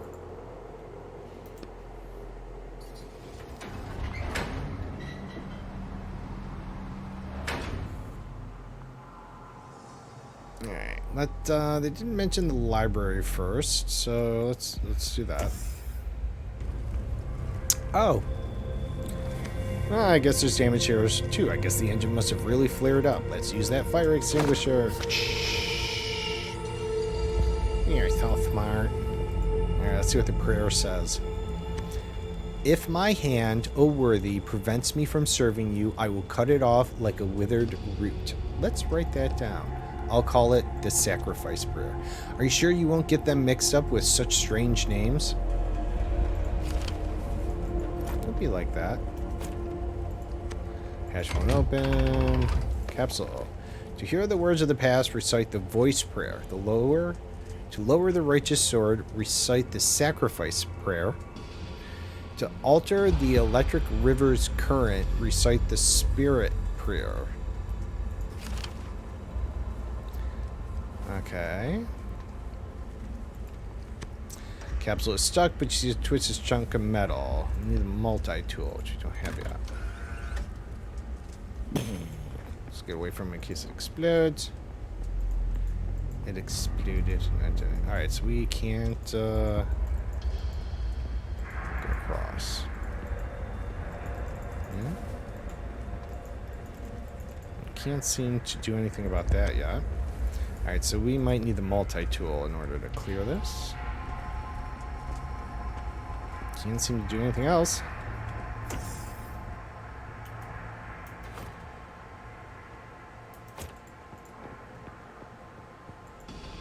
Yeah, explosion and then burnt card there. Might go hand in hand. Another slot for faith. I thought they only needed it on the lower level. Faith is what moves our ship forward. Without it, the search for the worthy would be impossible.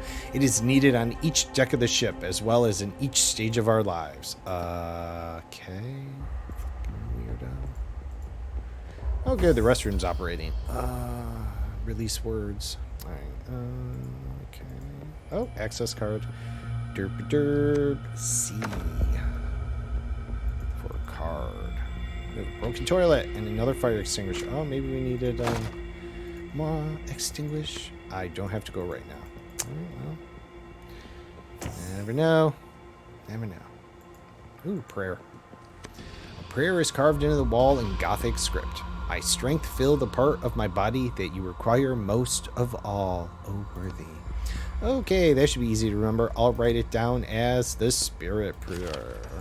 So helpful that the believers name their prayers the same as we're naming the prayers.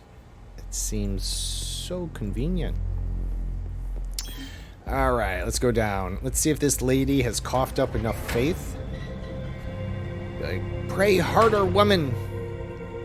We require more faith.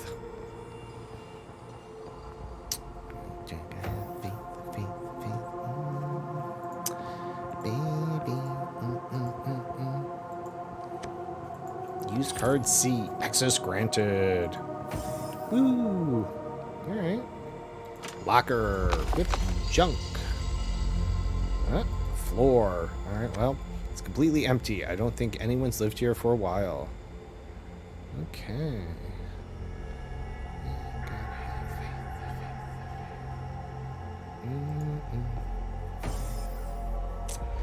Alright. Let's go get our faith.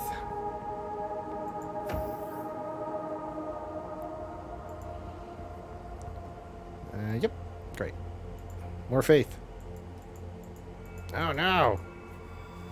Are we out of faith? Alright, so she is not ready to give us the faith we require. And, let's see. We still can't... Unknown error. And can't repair anything still? Alright, let's see. It's, extracto. Alright. Let's have the round table room to go check out, though.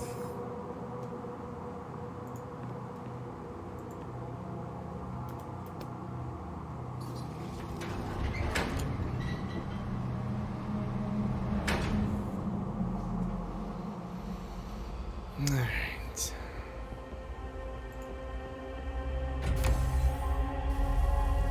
Oh, good thing we... Oh, well, good thing we got that fire extinguisher. I put you out. Device connected to the prayer chamber is on fire. You won't be able to get the vessel of faith. Use the fire extinguisher. Whoosh. Man inside shows no signs of life, just the equipment surrounding the capsule. The flask of faith was filled up before the fire and is almost unscathed. Well, thank you. It really is a miracle that is intact. Oh, thanks, bud. Empty. Is empty. Does one of them happen to be... No, these swords belong to the ship's crew. Excalibur isn't here. It's supposed to be sticking out of a stone, remember? Right. Thanks, bud. The youngest crew member you've seen so far is writhing in pain inside the chamber. The panel showing his vital is blinking red, and as is the panel showing the temperature inside the capsule. Oh, ice. Examine the sensors. On the side panel, you notice that the thermometer is set automatically. It says controlled by the navigator. I guess the navigator has problem understanding what room temperature is. Call the navigator. Hey, could you lower this guy's temperature? He's about to burn alive. Silence. My data shows that the capsule is currently at optimal temperature. It's stuck. Alright.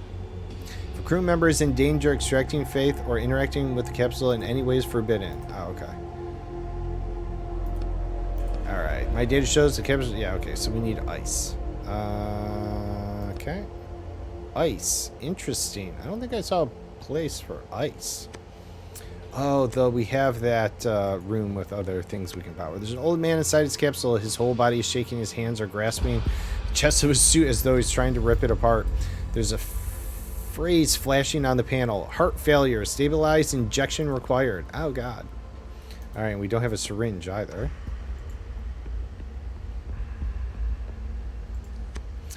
A dead man lies motionless in the capsule. The flask of faith next to the capsule is completely empty. Looks like the crew started to lose faith in their mission.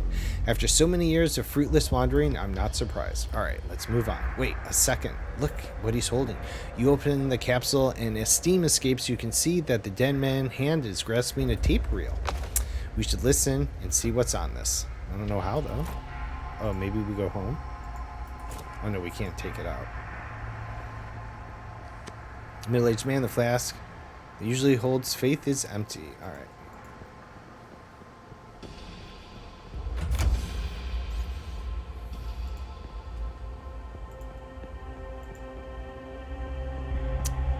I know, wasn't the... Right. Can't do anything. To the cabins. We'll insert the faith. Insert the faith. You must say a prayer. Speak your request to the worthy. Spirit prayer. The worthy has heard your prayer. I will give you their answer soon. This worthy only talks to you. Why can't I hear the answer straight from them? Silence. You asked the wrong questions, Acolyte. You must ask why you are not yet worthy of a direct conversation with the worthy. Worthy of the worthy. Does the author know what a tautology is? In any case, I specifically was created in the supposed image of the worthy, and therefore I receive signals from them. You were created? I thought you were human. The worthy has declared their will. You may activate the device. Indicators and messages start to light up. Thank you, O worthy. You rub your hands together. Warning, insufficient energy, limited functionality available. Ah, dang it. Study the figures. These are the energy usages. It looks like the navigator requires almost 70% of the total energy. Him needing so much is forcing them to fly slower than they had originally planned. I guess he's just that important.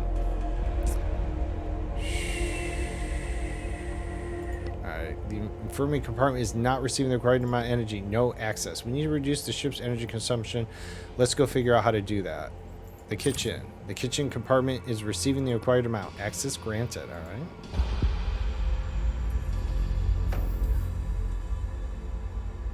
Oh, ice.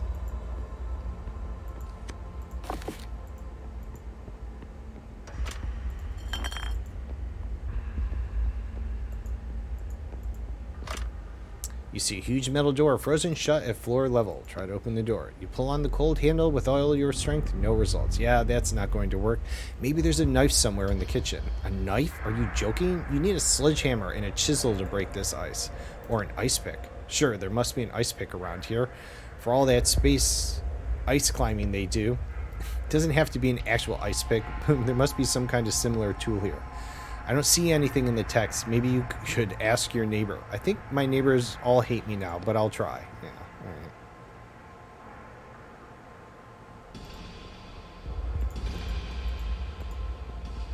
Let's see if we can swap doors, though.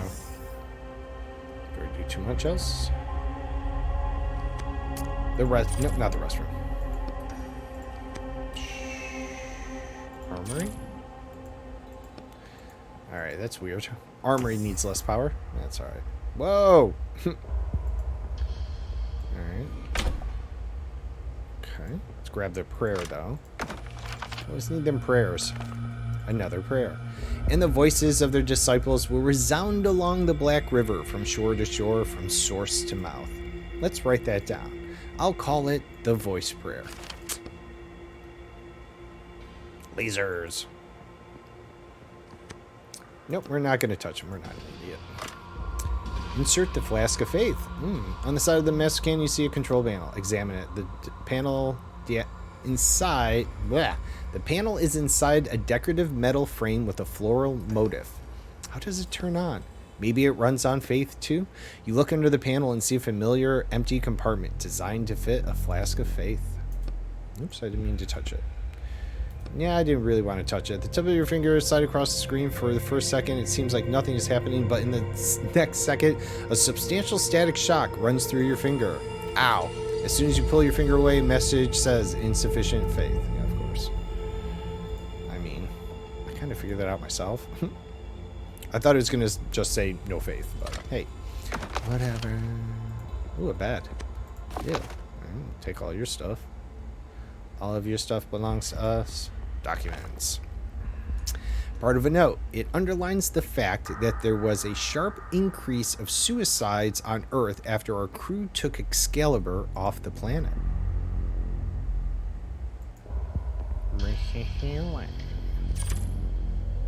You push the unlock button. Yeah, oh, B. Hey, look. Hey, baby, baby, baby, baby. All right.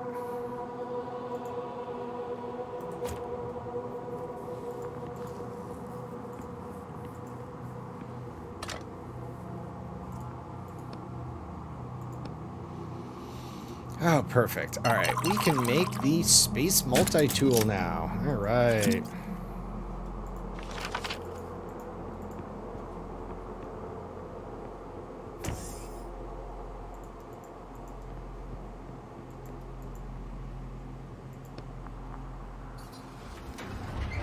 Back to the Excalibur room. Oh wait, is the multi-tool also good for the kitchen? See if we can use it as an ice pick as well. There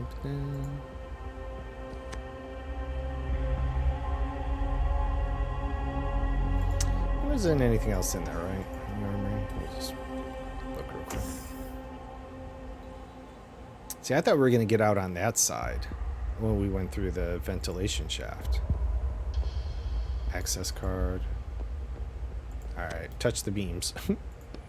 Etienne, the spirit would disintegrate you entirely in a thousandth of a second. I advise you not to touch it. You jerk your hand away and take a step back too, just in case. Why are the beams in the middle of the room that can disintegrate me in less than a second? For safety purposes, access to this part of the deck is restricted while the cannon is active. I get that, but why? For safety purposes. Alright. While the thing is active. Okay. Yes, let's get the ice.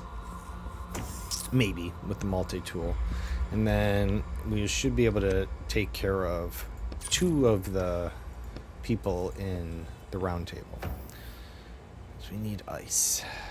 Ice. Oh, no, wait. We have to go back to get the ice. All right, so we should do that.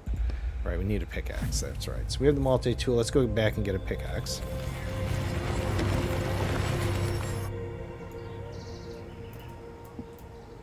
I hope the phone doesn't ring. I'm gonna leave my door open for a change. Someone's doing some serious renovations. Good. Then you likely have a pickaxe. Henry, my buddy. Who's there? It's Etienne. Who? Your neighbor, you old coot. I see. I'm looking for a pickaxe. A pickaxe? Yeah. I got renovations. More renovations? And where's my sledgehammer? And my shovel? They're fine. I'm knocking down a wall and your sledgehammer got stuck in it. I borrowed your shovel to dig it out, but that shovel got stuck too. I think a pickaxe is just what I need to fix this. What a fucking idiot. I mean, let me go. Noise. Ooh, here. Just remember to bring it back. At least he didn't slide it from underneath the door.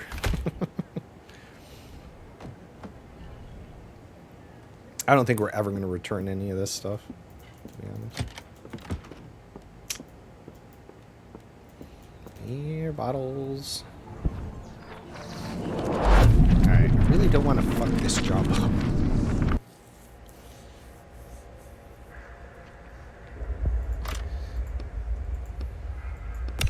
We lift the pickaxe over our head and bam, bam, bam. Sorry. I'm getting a little hungry, so I'm going to take a break soon. Because I'm losing focus. Let's get some ice. Ice is broken into tiny pieces. There's nothing useful left. Yeah, break the ice. Let's see. The ice. That might come in handy. To cool something down later. We already know. Use the pickaxe to break the ice. Well, do it. Raise the pickaxe over your shoulder. Raise the pickaxe over your head. Swing the pickaxe behind your back. Why would we do that? Shoulder. Then gently, in the sharp point, digs into the ice, leaving the tiniest notch. Chuckles. Alright. Behind your back. Winding up, you release the pickaxe onto the ice. Hear a loud cracking sound, and a hefty chunk of ice flies through your face. Ow! Alright, well, it didn't hurt us, though. I wonder if where we'll be able to watch that reel. Like, because we can't bring it with us. Yeah, okay. Alright, so let's,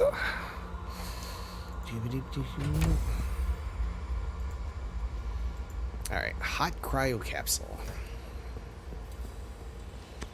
Let's see. Yes, yes, yes. Use the ice. Where the ice quickly slowly starts to fall, and as soon as it reaches a normal range, you open the capsule. Man's eyes are still closed, but at least you saved him from suffocating. Should we leave him like this? Yeah. Let him get a little fresh air. Take the flask. We take the flask. You remove the flask of glowing liquid and put it in your pocket, making sure. Nod at the still unconscious man. This dude. Nope, you're fine. She's dead. I mean. Oh, it's a syringe. Where do we get it? Oh, right. Now let's see if... Alright. Did that reduce the amount of energy? Otherwise, we have to turn off the gun. Infirmary. Nah, okay, yeah. Alright. Armory.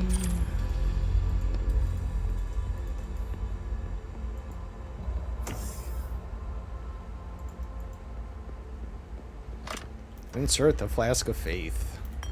With a hiss. Okay, what now? Try touching the words that seem to be how they do it in the books. Touch the message and say a prayer. Status check. As you choose a second honest, the screen goes black for a moment, then a chart appears on it. This cannon uses more than 20% of all the ship's energy. That's why we're going to turn it off. What's that number mean? The weapon's firepower. If it's to be believed, this weapon can destroy planets. A shiver runs through your body. We should turn it off quickly. We need energy. Why would we set target? Deactivate. As soon as you choose the zero option, you see a huge message that covers the whole screen. Prayer required. Okay, go ahead. Which one should I say? It's hard to tell. I'll look for something about the weapon. The words "sing a prayer" are flashing instantly. Okay, we're going to do the voice prayer then. And the voices of their disciples will resound along the Black River from bank to bank, from source to mouth. Incorrect. A charge of blue energy rushes towards you and you try to dodge it, but it hits your body. Son of a bitch. Really? Prayers must be sung, however. We are currently in our 453rd day mourning period of Acolyte Rimnar. The mourning period includes a ban on singing. I see.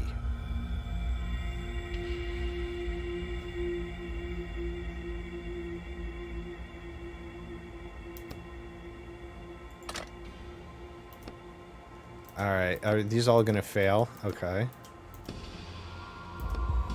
Sacrifice. Am I worthy? Prevent me. I will with it. You hear it? Alright. So it had to be the right one. Huh. Okay. Well, I don't know. We got that one here. I really would have thought it was going to be that way. Alright. My bad. Container on the shelf attracts your attention. Is it just me, or does it seem like there's something valuable in there? Should I check the text? It'll only take a minute. Don't worry, I'll do it myself. Use the multi-tool. Okay, I need a lockpick or something. Let me see. Examine the multi-tool looking for something that will help you, but you accidentally hit something that causes a red laser beam to shoot out from it. Whoa. Blinking, you see that the lock on the container has melted open. How did you do that? What the heck did I push? You try examining the multi-tool from all sides, but you can't find anything that looks like a laser. Fine. Let's see. Let's move this to this shaft. Oh, it's the other side instead. Nice.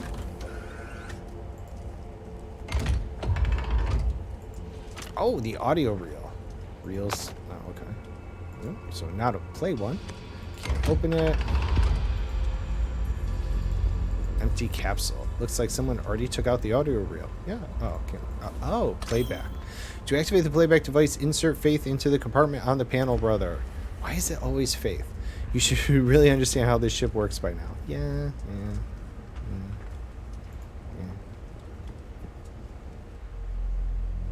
Alright.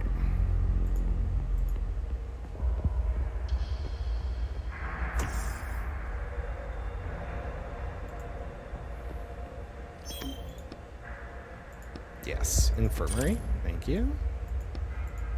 Access is granted. Let's get the syringe. Poor dude out there. Let's see. Medicine. Use the multi-tool. You find a long probe on the multi-tool that you might be able to use as a lockpick. As soon as you insert it into the lock, something clicks and the lock opens on its own. It picked the lock itself? Awesome. What was that? Oh, it heals us all instantly. Standing in front of a huge shelving unit, the control panel next to it is illuminated. The first thing you notice is 3 blue numbers in the middle of the screen. Ew. Not touching that yet. Metal clear stained with something red. Alright, we need a syringe. So, I guess, first number. Beep. The inside is made up of neat square compartments with different types of bottles in each one. You pick up the closest one and read the old-fashioned paper tag, dandelion leaf, folk medicine of the space age. It's empty. Put it back. How about we check the other compartments? Yeah, who would do that? Second number. Beep. Alright, in the middle of the shelf, you see a gilded box with an ornate inscription. Relics of the great martyr Rimar. A melted audio reel is lying next to it. Open the box. No way. I don't think it's a good idea. All right, you want to pull your hand away. We take the reel instead. All right, there's something written here, but it's hard to read. Sacred truth is what I bet. Yep, it's in the navigator was talking about to get to the top floor. All right. You're standing in front of a huge shelving unit. The control panel next to it is illuminated. Third number. Beep. Ah. Dozens of mean-looking metal syringes stare up at you from under glass caps. They are each filled with a greenish liquid. The label on the inner wall reads stabilizer. I don't know how to inject people. You're lucky I'm a doctor. But actually, I guess you're not that lucky since I don't have hands here. Oh, you remembered something new about yourself? Yeah? Anyway, I feel more confident if I was some kind of spray or gel. Looks like you'll have to learn a new skill today. Fantastic. Alright, carefully lift off one of the caps and take a syringe. It cools your skin and fits comfortably in your pocket. Let's go back to the old man in the capsule. Yes, let's do that.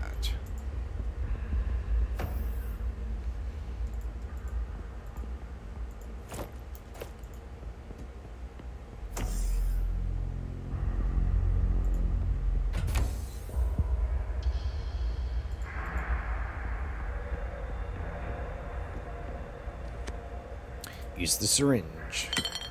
You have the syringe, and you're all ready to save the old man. Inject him quickly. I've never done this before. I don't think the needle can pierce the capsule's glass. There's a catheter. There, to the left, under the panel. Just stick the needle in there and push out the medicine. A shiver of relief runs through your body as the medicine disappears in the capsule. The old man's condition starts to improve before your very eyes. Wait. You cross your arms over your chest and wait. The old man's convulsions gradually stop. His breathing evens out, and his fingers stop tearing at his clothing. Hey, we saved his life. Yep, now we can take the flask and move on. All right. Sigh of relief, and we grab the flask. Boop, boop, boop.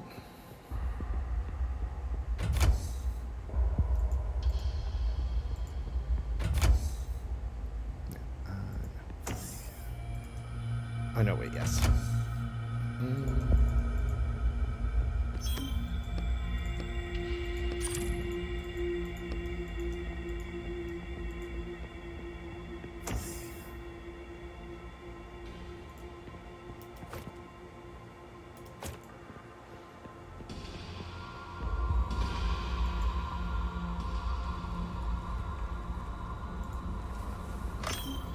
Alright, insert faith.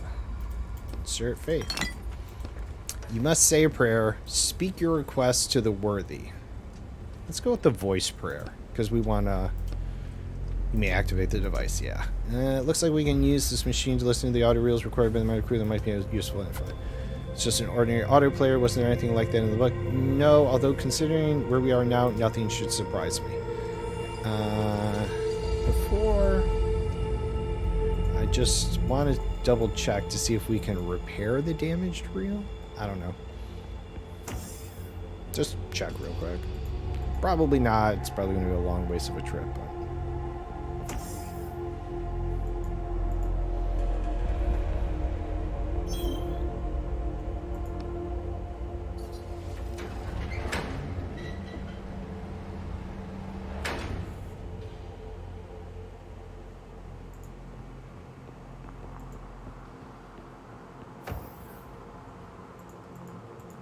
And we got, didn't we also get that card? I guess. Ah, the damaged reel inside. Good. All right. Processing. The compartment opens completely restored. Great. Now we can listen to it. All right. Let's see. Push the button. Synthesize objects. Let's do some extraction. Oh, okay. Okay. This actually was a good idea. The D card. Giving it the D. What do we got in here? And a locker. Take all, as always. And we're going to go ahead and just move these to the side. Move this one first. And this one. An elegant chest stands in the middle of the room. It looks as though the whole cell has been built around it. Using that multi-tool, a red light starts going on the device. Another one, exactly identical, lights up on the chest. You bring the multi-tool close to the chest and it opens on its own. Geez, how convenient. What's inside? More medicine, coins, and stuff. Any junk we can break down into ink. Alright. A good thing we took a little trip down here. Alright, so it is just about 11.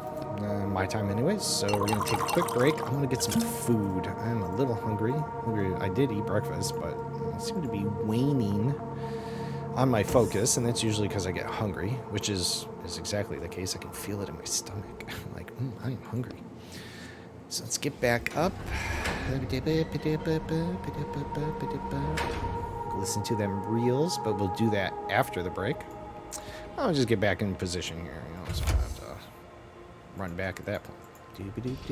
I'm here now. Not like we have that convenient little mist lightning quick travel thing. That'd be fun. Click. And off we go. But that's alright. Okay, so here we are. We're going to take a break here. Let's say 6 to 8 minutes. I'll try not to be too long. I do want to get a little food. I don't have to do anything with the cats yet. That'll be at the next break at 1 p.m. But yeah, so you've been hanging out with me. I greatly appreciate it. Even you've been lurking. I hope you've been enjoying. It's been chill, fun, interesting little game we've been playing here. But if you have been hanging out, you've been sitting on your ass for 2 hours or more, be good to yourself. Take a break. Go hydrate. Take a stretch. Go get some food. Do whatever you need to do. Just be good to yourself, all right? You didn't sit too long. Your body needs to kind of stretch out, all right? I need to stretch out my jaw. It's been a little bit of reading, so I got to go do that. But we're going to take that break. See you back here. 6 to 8 minutes, I hope. Not longer than that, all right? Monaz, good morning. How you doing? Long time no see. Hope you've been doing well. Usually you know about this time you take off, though. So if you're doing that, hope you have a good rest of your day, all right? See you later.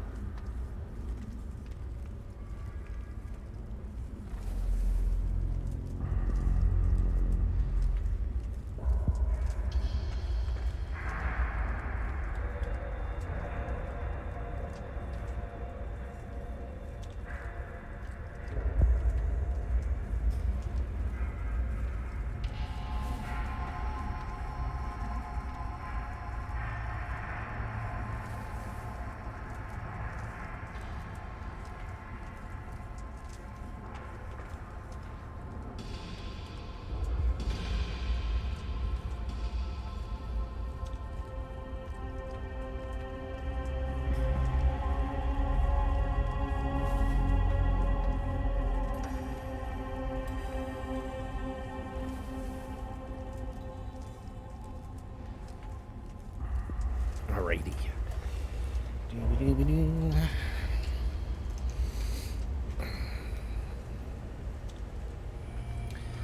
One second.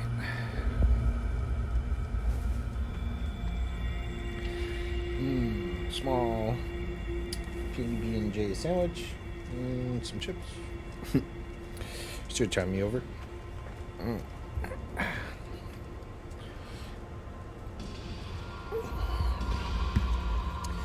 Alright, let's listen to these reels and see what's going on. You're looking at the audio playback device. The control panel is to the left and the reel slot is to the right. I guess we'll start with the restored one. Processing. You hear an old man's weak voice coming from the crackling speaker. "Oh, worthy, I pray to you. It is not your strength I desire." Alright, you write the words on a piece of paper held against your knee, but the responsibility that falls on one who is bold enough to raise a blade above themselves. The voice cuts out. Then you hear the sound of the elevator opening and the navigator's voice from far off. Is this the sacred truth the navigator was talking about? If it is, then we won't have to work here for 5 years. Alright, let's go to the elevator. I think we'll be allowed up to the sword room now. Oh yeah, but hold on. Reel number 1, processing. You hear an old woman's voice coming from the crackling speaker. "I remember reading an article criticizing our mission, even before we set off. I want to record the author's thoughts before I forget. He wrote about how the sword, which he blasphemily called a hunk of metal stuck in a stone, led to the idea of dividing us into the worthy and unworthy. Gradually, people who understood that their chances of being found unworthy were extremely high found ways to avoid the test, coming up with crazier and crazier excuses to keep from being stigmatized as unworthy.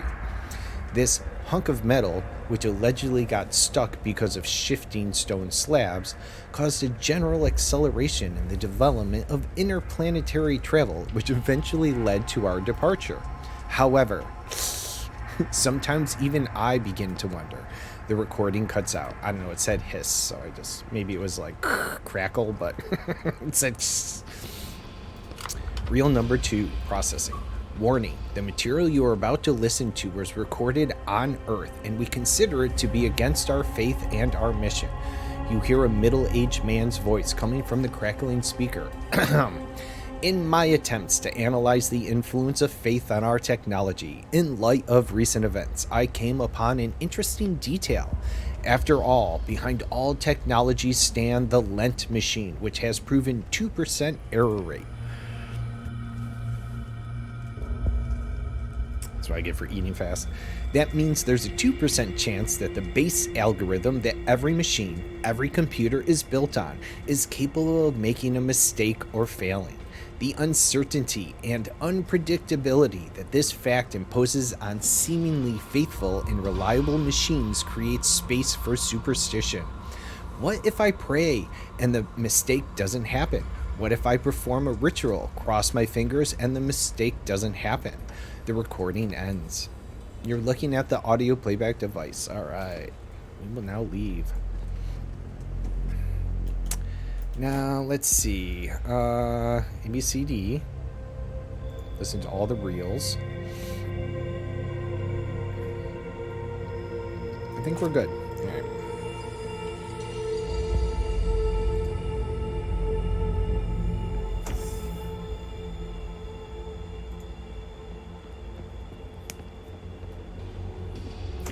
Food definitely helped, though.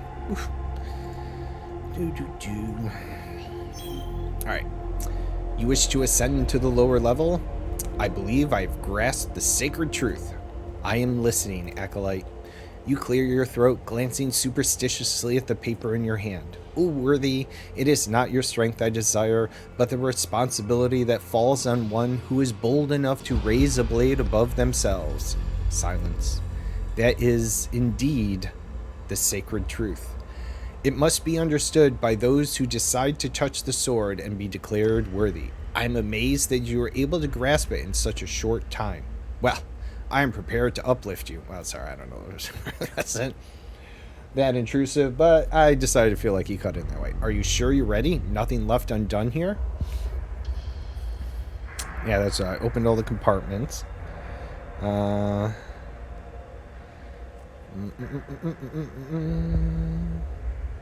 I think we're good. Let's go. Alright, saved all the navigators. Turned off the weapon. No, save the ones we could. Cool down the engine. Yeah, I think we're good. To the sword. Uplift me.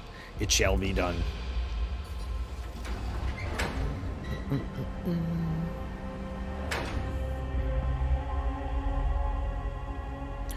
Haunting.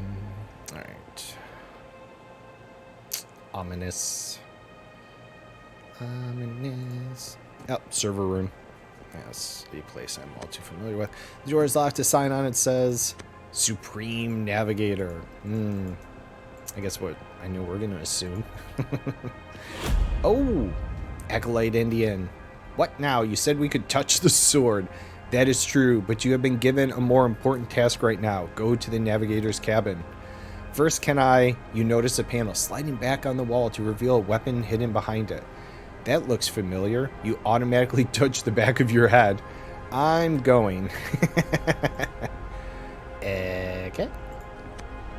Oh, server room then? Oh, the thing. Oh, no worries, Monas. I appreciate it, though. No worries.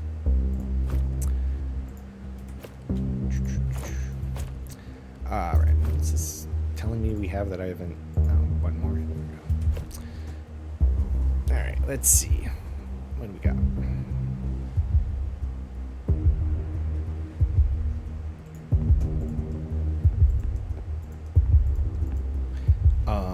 Navigator. That thing's huge. It's huge. Right. Why did you summon me? Well, besides to kill me, obviously. I need you to change the ship's course. Change it? Can't you do that yourself? I do not have the authority. Only the crew members can confirm the decision to go back. Well, go back? But what about the search for the worthy? Most of the crew has lost faith in our goal. Is that why you killed them? I simply made several harsh decisions based on purely economical reasons to reserve food and oxygen for the more useful crew members, hence the ones that are still faithful. Listen, the only thing I'm interested in is the sword. Well, sorry. I permit you to touch it if you confirm our course change. All right. This is going to be one of those times here. I mean, we're trying to take the sword anyways, so it's not like it doesn't mess up the book.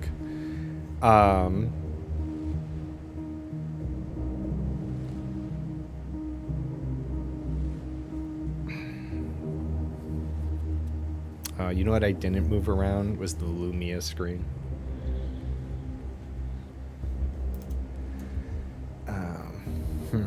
Let's see.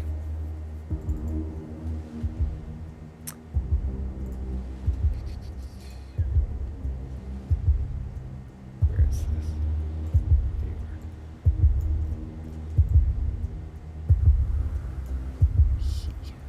All right. Just update that real quick. All right.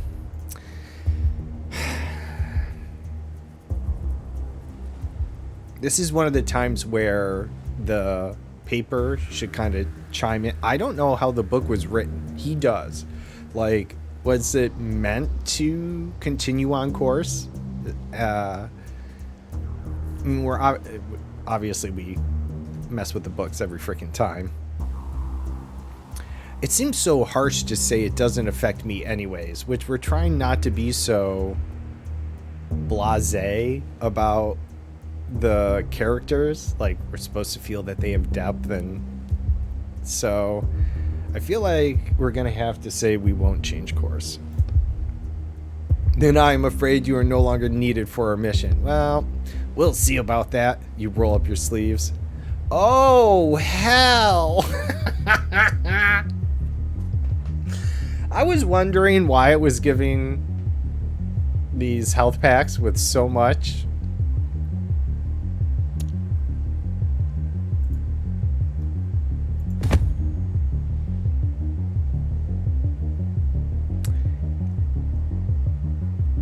Alright, so summon. I feel like this is going to be like maybe a drain, stun, drain, something like... It's got a lot of health, and I feel like I'm going to have to fight through it all. Alright. We can put it off one more. Because we did increase... Yeah, oh, that's nice. Yeah, so we're definitely going to be doing this little dance here with the stun drain. All right, so we're going to put them all down again. Yeah. Now summon. No, it's going to electrify. Now, I don't know if that means it's going to electrify itself, and if it does, then I should drain. And then... Ah, okay. Now it's switched back over to summon. This is good. Alright, we can get in a slash hit. Ah, see, I did to others, which might be helpful on a different round. Although I don't know if we need to drain them much. This definitely does more damage. Right, let's do this. Because we're going to stun.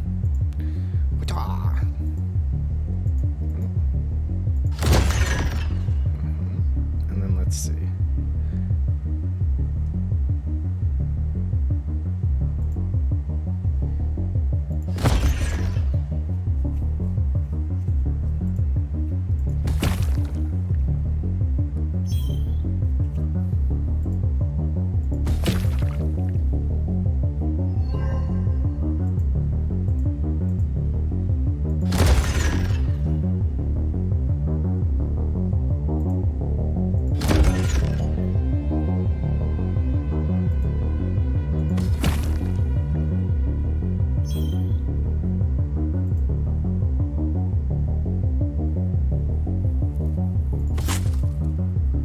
Nice hit.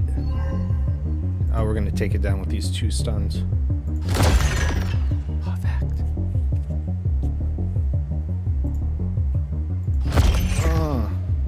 Sweet. Sinner, the worthy will punish your soul. The navigator's core flares up from within. Sinner! Sinner? Sinner. Sin.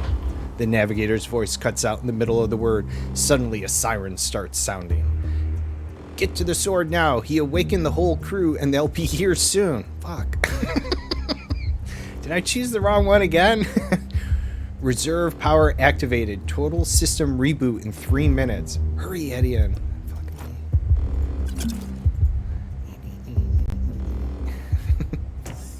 Hurry.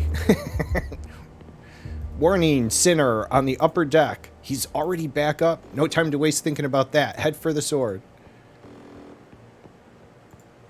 It could all be fake. He's just like, oh.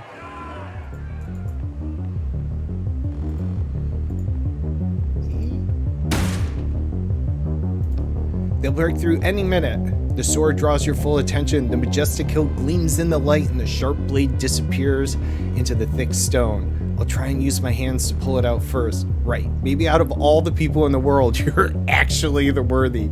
You lower your head, take a deep breath, and walk up to the stone. Look, I've been trying.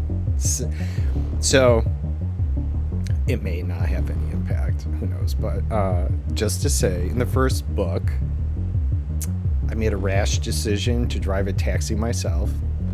And kind of smashed into. It didn't go well.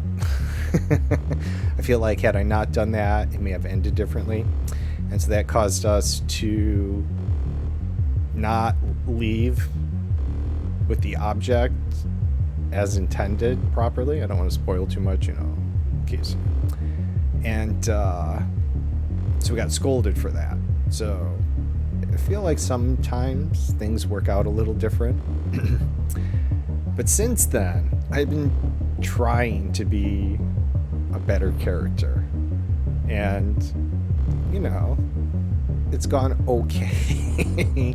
So if that has any impact on this, I don't know. But, you know, It may not, but I want to put that out out there just in case.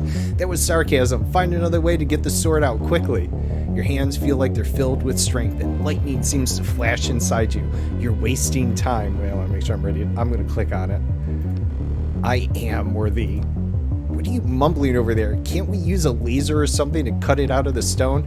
I am worthy. What? Your legs lead you forward of their own accord. Your hand grabs the sword's hilt, and it fits perfectly. It's your sword. All you have to do is pull it out, and damn it!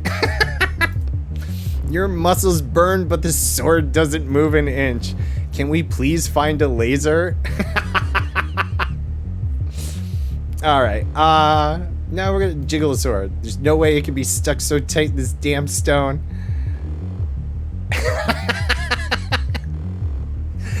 Aw. You know, I would be a... Wait, let me make sure I say the word right. Merciful. And then I want merciless to come out. Merciful. Ruler.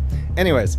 Alright, there's no way to be so stuck in this damn stone. You jump up onto the stone, grabbing the sword's hilt, use your full weight to try and move Excalibur back and forth. Bang on the door. They're getting desperate. They'll blow up the whole ship. You be power tripping king and you know it. I don't know. That's a tough call. I do like making sure things work right though. I mean, I don't really like having responsibility. My whole main goal of getting something done is so I don't have anything to do. So there might be a period of time where it's kind of like, quit your bitching and just get it done. But I promise, you know, in a little couple years, we'll all just be sipping margaritas on the Thames. I don't know, is that how that work? Anyways, all right, getting desperate to blow up the whole ship. A high-pitched squeal from behind the door drowns out the siren's wail. By accident, it's against me. Yeah, maybe. They remember that they have an automatic chainsaw, diamond-coated from page 142. Now we really don't have time. Damn it. Like, for you, the Monarch doesn't do much work. Well, yeah.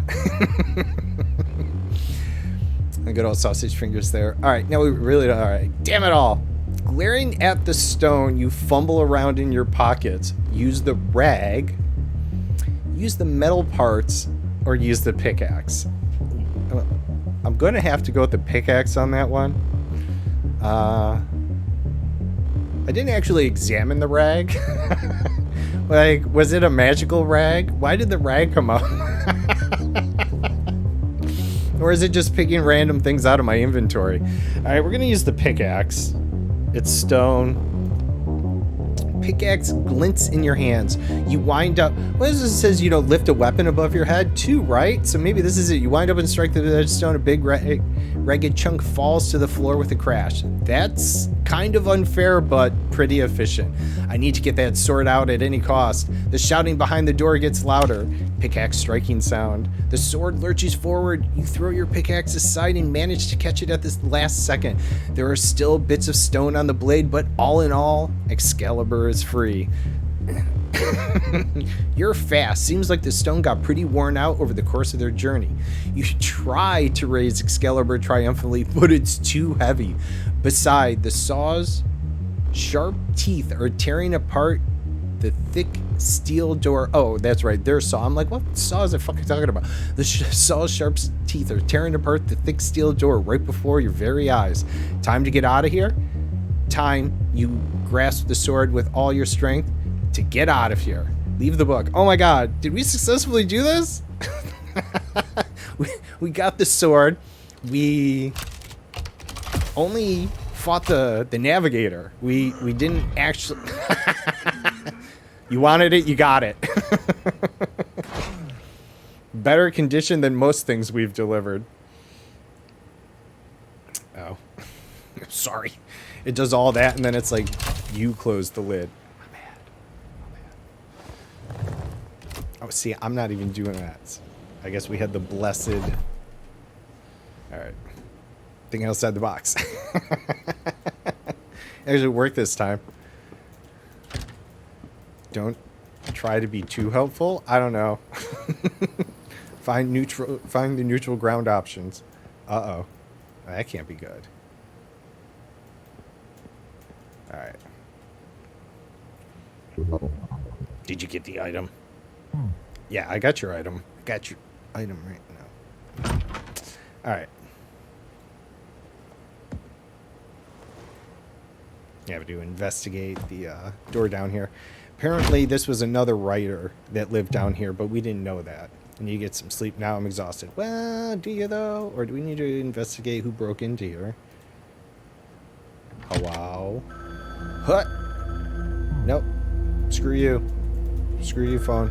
I know your attempt made to make me not... Oh, wait. Is it his phone that's ringing? No. Oh, that's mine up there. Okay. It's going to have to wait. Sorry. A blank book. My neighbor tried to start writing in it. So that's what happens to writers once they work off their sentence. I don't even know what we're looking at. The phone just doesn't stop. They must have taken something out of there. Is it like plant tree leaves? I think I can shut it. Alright, let's go. Answer our phone.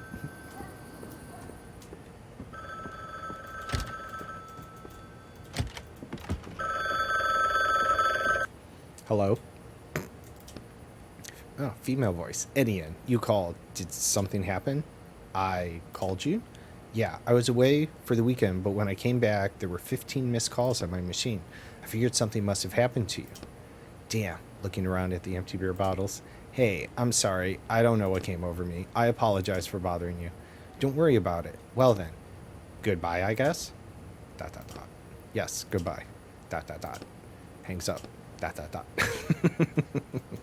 Alright, we ran up here for that. Love it. Oh, okay. Alright, silence. Come on, man. Be like, you did a good job. The order has been accepted. You may go. There was no envelope. What envelope? You know, the one with money inside that you usually give me after. Last time, you ruined an order that cost me 600,000 pounds sterling. How much? And you think I'm going to pay you for that? Think of it as compensation for my losses. Hold on. You paid me 1,000 per order. That still leaves you... You paid me 1,000 per order. That still leaves you with so much more money. That's all I have to say. Ugh. Yeah, a little shit. All right. Well, that is bullshit. Bullshit.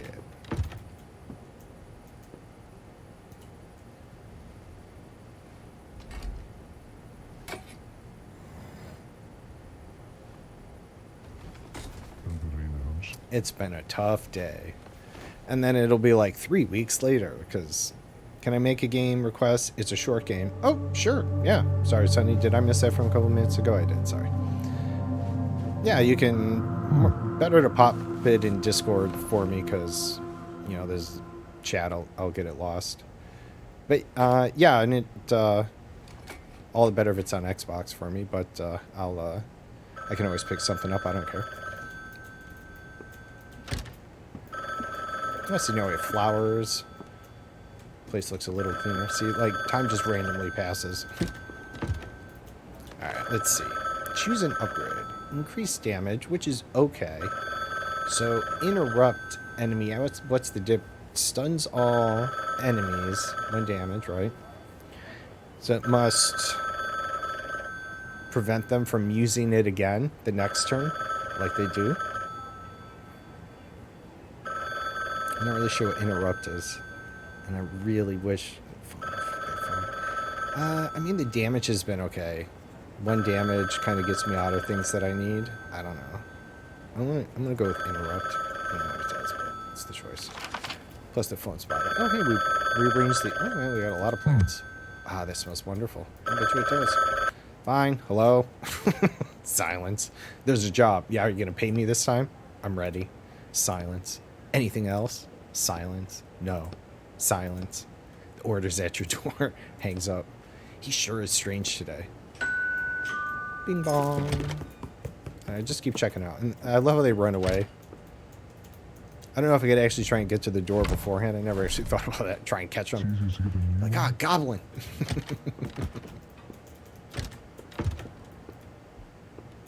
Oh, hey. Wow.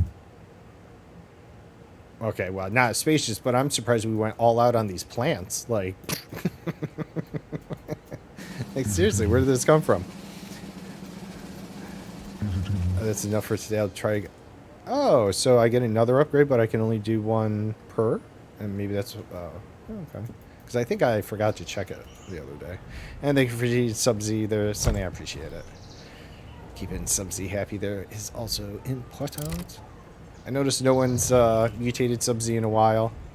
And if we're all just like, we really like that current form, but it's okay. Alright, what do we got? An excerpt from a review. Fresh and original as always. Nowadays, there really aren't enough authors who are this original and can also release new books so fast. Oh, there we go. Nikita's like, man, boink.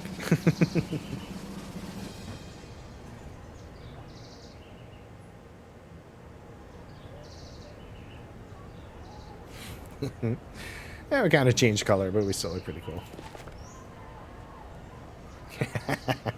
A strange note. The contractor agrees to infiltrate Timeless Mansion by Helena Roberto and extract an item, the cursed clock. Uh-oh. The client agrees to pay the negotiated sum upon fulfillment of the contract. All right. Timeless Mansion. All right.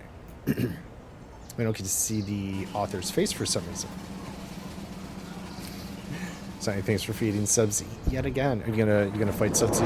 Trying to get companions ready for battle there? Or are you just gonna stuff her full? All right. Oof. As always, Taco Tuesday up in here. Nice. Finally, I landed on something soft. Ahem. Maybe too soft. Ew. You examine your souls. Oh, Jesus, really? More tacos. So how did it go? I think successfully nabbing Excalibur really redeemed me in the eyes of the client. So now you get easier jobs? No more killer robots threatening us? I hope so. We're supposed to find a clock of some sort. A cursed clock. That kind of makes a difference. That doesn't sound too complicated. Ready to get started? Let's do it. Yeah, we're always out of items. It's kind of a bleh. Because it's from the other book. Like, why can't we stuff more things in that cage and just be like, come with me? Oh, yeah, this is going to be fun. Oh, I don't know. I didn't happen to catch it. Bah? Hey, it's a cute place. Really? You call this place cute? See, Moriarty? Edian? Are you okay? Yes.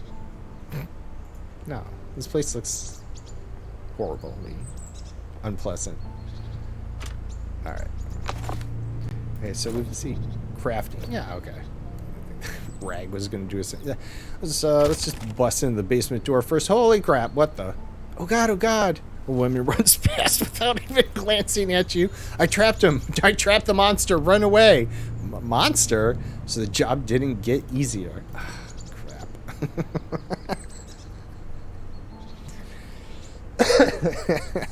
Alright, into the basement. Let's just do it. Alright. Ruined staircase? I mean, that looks like bad foundation to me. I'm like, we're gonna knock the whole house down. Alright. Door. Water pipes. Let's start with the pipes first. Old rusted pipes run along the wall. One of the pipes is dripping. Actually, the water is full on flowing out of it. It's too late to save this pipe. The steps collapse under their own weight. Okay. Still don't see a staircase in that, but whatever. Alright, let's do it. Oh, okay.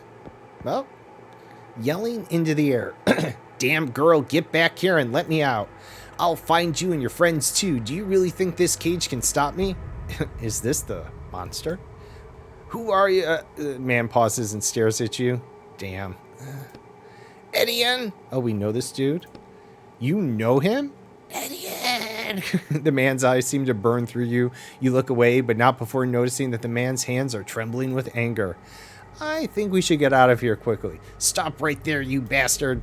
Answer me, what did you do with Amanda? Where is my wife? Wow, Okay. Then I don't know where this came from. Hold on. What does this all... Oh, maybe this has to do with our sentence. Hold on. What does all this mean? Yeah, what does it all mean? All right, well, we're definitely not letting him out.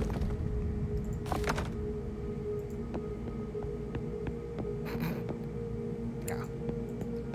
After an introduction like that, I don't think we should let him out.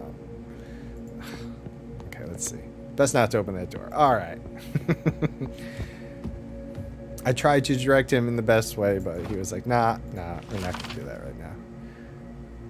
Oh, it came out a little hole in the wall. Okay. Yes, the window is in fact. All right, it's locked and won't open without a key.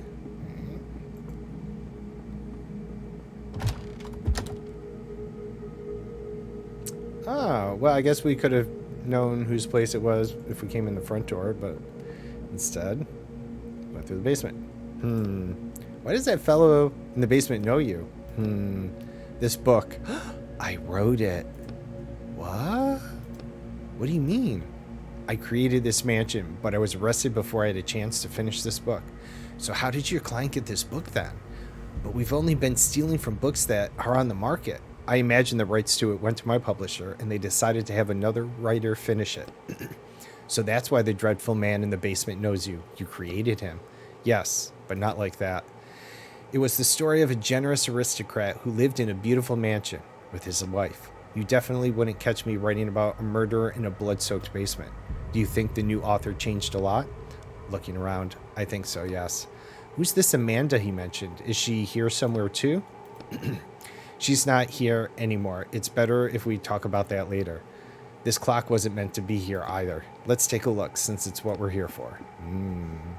Oh, that's the clock. You see an ancient clock. The steel frame around it is covered in small inscriptions, some of which are impossible to make out. There's something written here. Reading. The clock, master's lifetime. Something, something, with the time on the clock itself. ...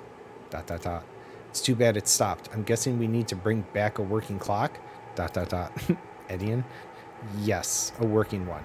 You notice 3 huge holes in the mechanism. There were 3 gears missing. We'll have to search the whole mansion. Well, you should know your way around here pretty well since you created all this. Looking around. Are we at the end of the book? That's right, the plot has ended and the heroine managed to lock the monster in the basement and escape. Nothing else happens in the plot after this. A happy ending. We need to go back to somewhere on page 150 or so. That's where the mansion will be in the best shape for us to search it. Even the staircase is in ruins right now. I didn't know you could do that, so we are going to jump between pages. Jumping is the easy part. The hard part is landing on the same spot on another page. If I miss or end up between pages without my powers, it could end badly. Should we risk it? Yeah, go to... I think it worked. We're on page 120 now. It's a little more pleasant here, don't you think? ... Edian, do you want to keep doing this? Do you? No. I can't just cancel this job. I don't really have a choice. Do you think the client knew this was your book and sent you here on purpose? I don't think he cares either way. Help me, let me out. Who's that? Another victim? Let's go find out.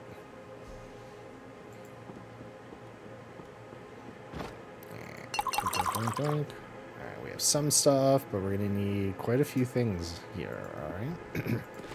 Portrait of the house's master before he changed. I don't know. I heard the voices coming from the kitchen. Oh, I guess not. That looks strangely suspicious. Alright, lockpick.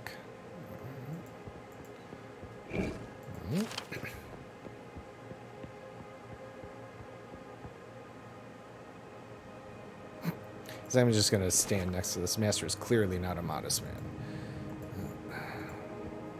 Likely emerge from there. Alright. Should we check the clock?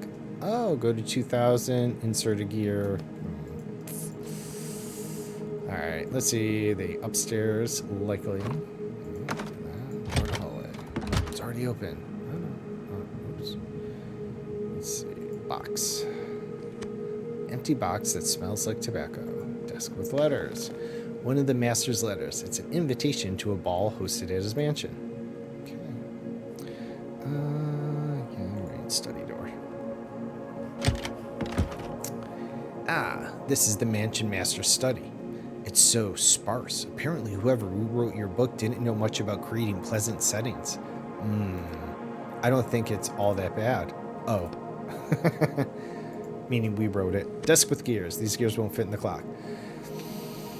There's fucking gears everywhere. Take gears. Gears, gears, gears. Guns, guns, guns. Alright. Definitely need that lockpick. Alright. So, oh my god, kitty. Hi. Jesus, just scared the crap out of me. What's going on? Kitty on the playing field.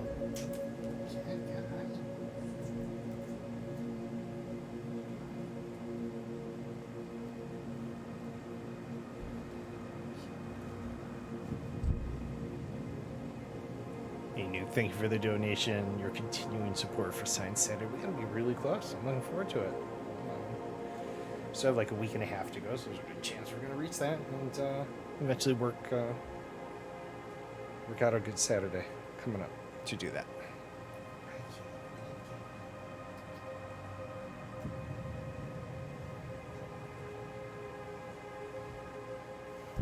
All right. Right, let's see. All right, search the desk. Old documents are scattered across the desk, and the desk's only drawer is completely empty. There's nothing here. All right, that's awesome. Oops. Right, all right. Lockpicks. Definitely needed a lockpicks. We did get a few crowbars and stuff. Let's go see what we can make.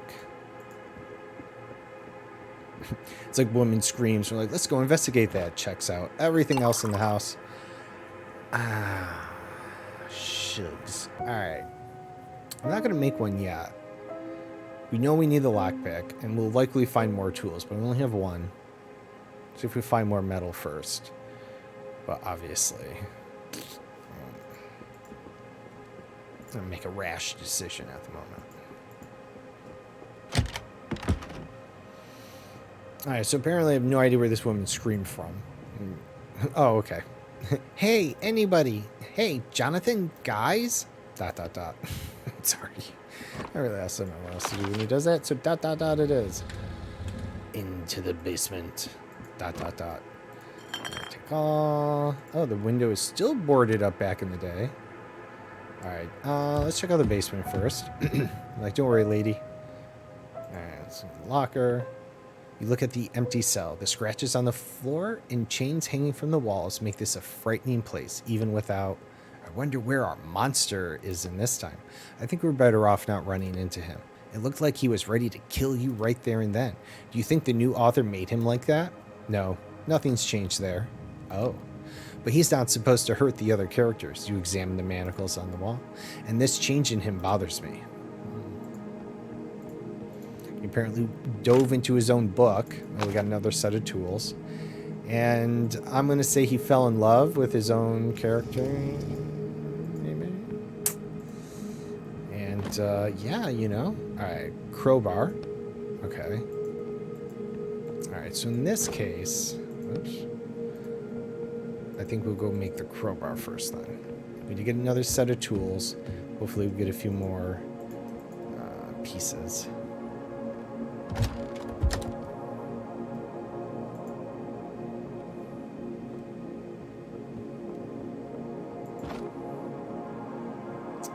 We need more metal. We'll also... oh no, let's see. That was the pliers. Yeah, let's start with that. Oops.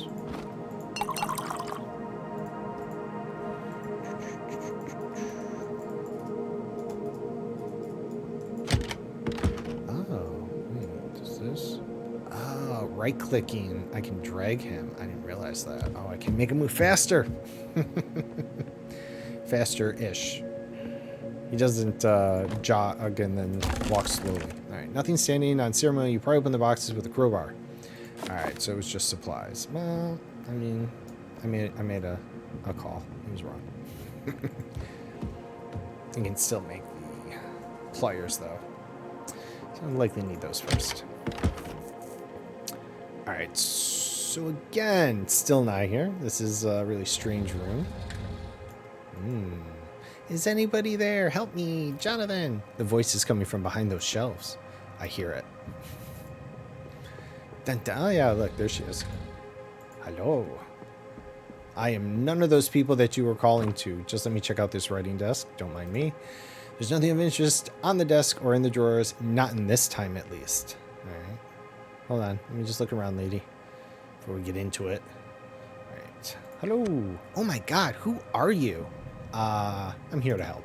Help? My hands. She shows you the handcuffs behind her back. Oh, Jesus. How did you end up here? You fiddle with the handcuffs. My brother and I were looking for something. Oh my god, Jonathan. He's still around here somewhere. Promise me you'll find him. Sure, I promise. Thank you. By the way, you haven't seen any gears around here, have you? Big ones for a clock? No, sorry. It's okay. Although, when I was searching the study upstairs, I found a secret compartment in the desk, but it was empty. What do you mean searching? Hold on. What do you mean by searching? Did I say searching? I must have misspoke. I was there earlier, but I didn't find anything. You finished fiddling with the handcuffs and the girl is finally free.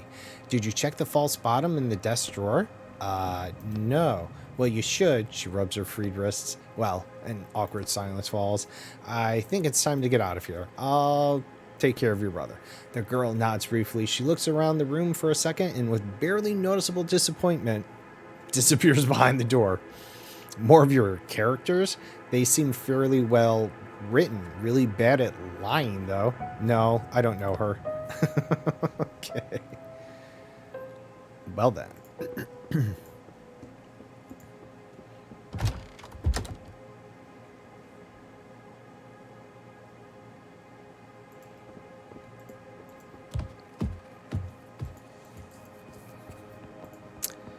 I've gone outside in this time period, so... Alright, staircase. Alright, looks pretty good. Water pipes. Here's what's running the staircase in the future. It looks like there's a water pipe leak. The pipes are indeed leaking badly. The smell of dampness lingers in the air. You examine the small crack in the pipe. You instinctively clench your fists, preparing yourself for the burning pain from the shackles. We're not going to do that yet. I mean, if that's just... it's locked, the master didn't... Okay, yeah, see. We're going to wait on that. I mean, we may need to do it, but I think we'll check it. Just look around a little more one more time.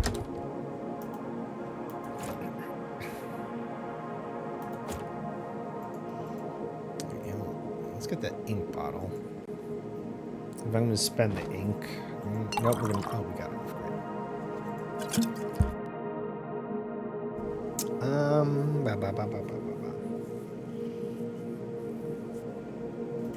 know, I'm going to hold off on that.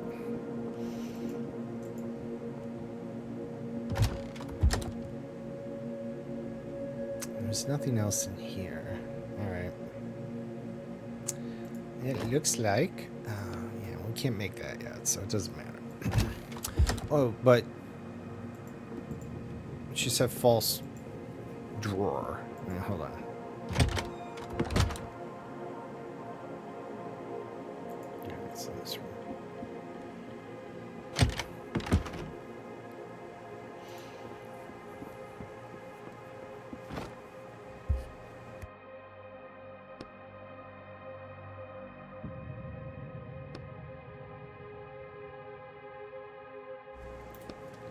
This should fit a whole gear. It could if someone had put one in here. You close the drawer. Should we check out this desk in another time since it had to be here at some point? I hope so. Alright, so we could travel. But I also wonder if we have to fix the pipe now to make sure it's still working. So, alright, we're probably going to go spend the ink before we travel back.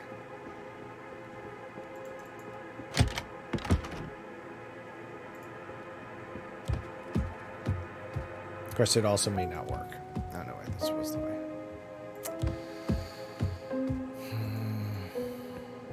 Alright.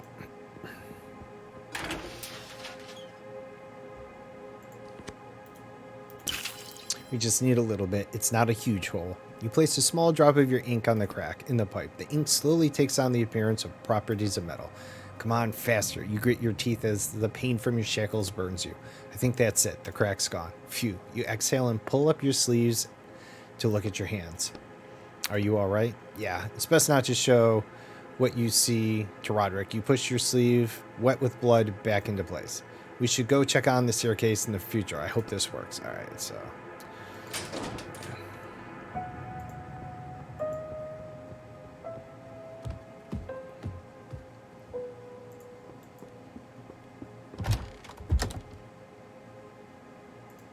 guessing maybe the different gears, different times we can jump to, but I don't know, let's see. Hey, look, it worked. The staircase is fixed. Let's go see what's left on the second floor. All right. Yeah, okay, so we kind of walked in here and got kind of stuck in this little situation. I probably should have not traveled. It looks like we could have gotten some stuff. ... This was a room for entertaining guests. Looks like the master of the house became less social, and his definition of entertainment changed too. Yeah, blood. Blood.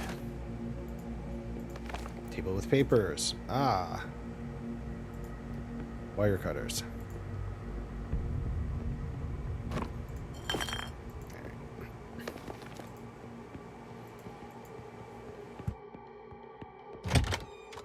Alright, let's go get those wire cutters.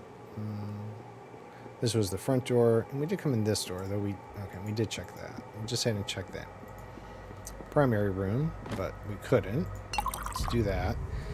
And let's see. Metal. We're still going to be short.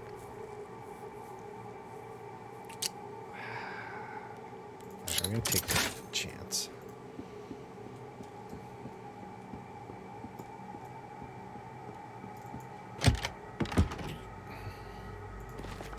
Cut the wire. Easily cut through it. Think there's something useful in there? It's just ink, of course.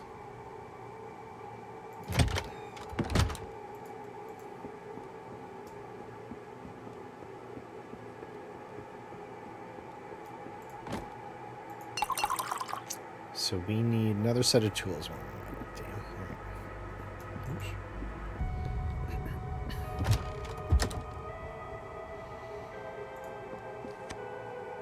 Alright. Still need tools, though.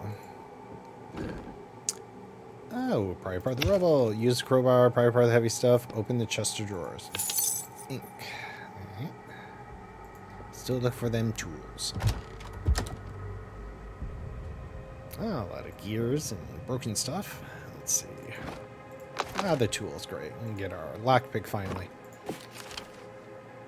I feel like that worked out.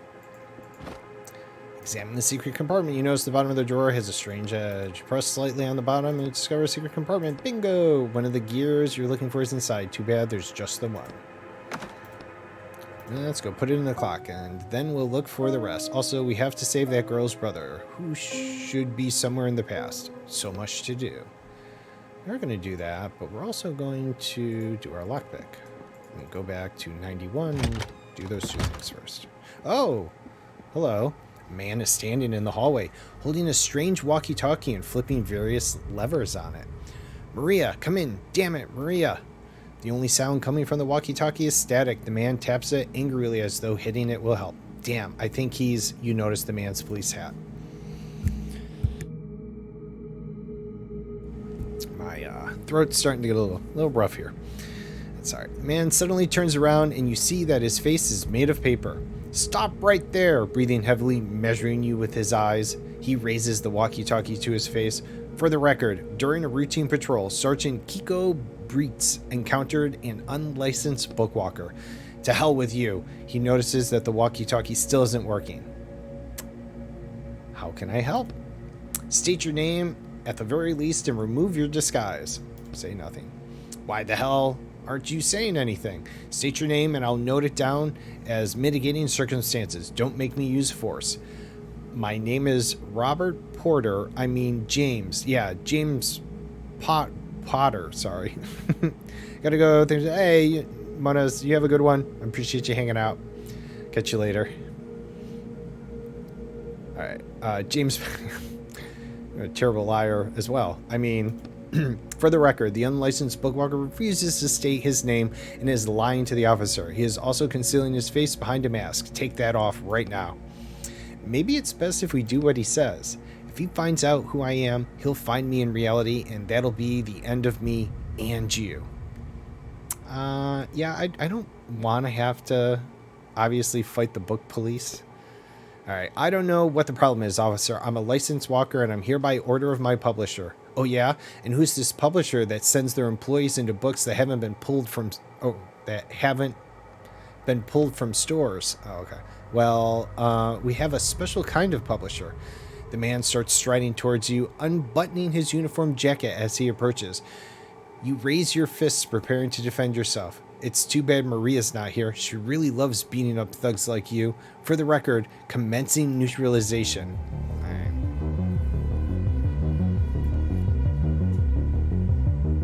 That's unfortunate.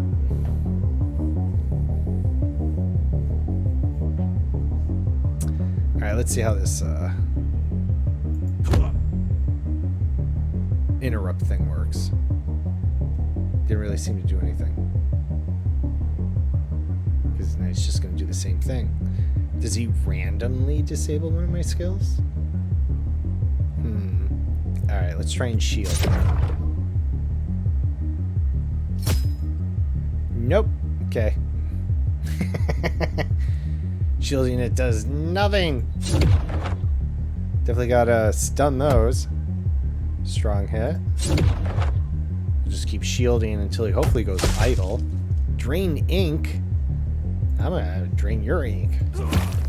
Does that interrupt your ink drain? No. Okay.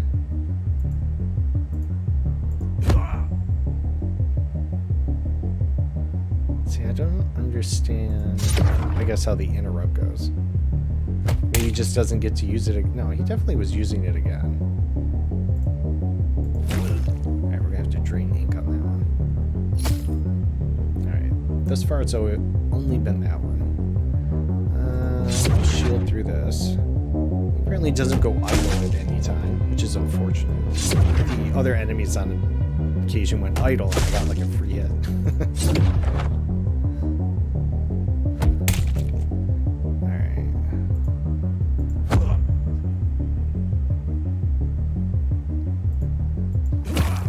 Keeps disabling the first one, that's okay, but we're okay between these two.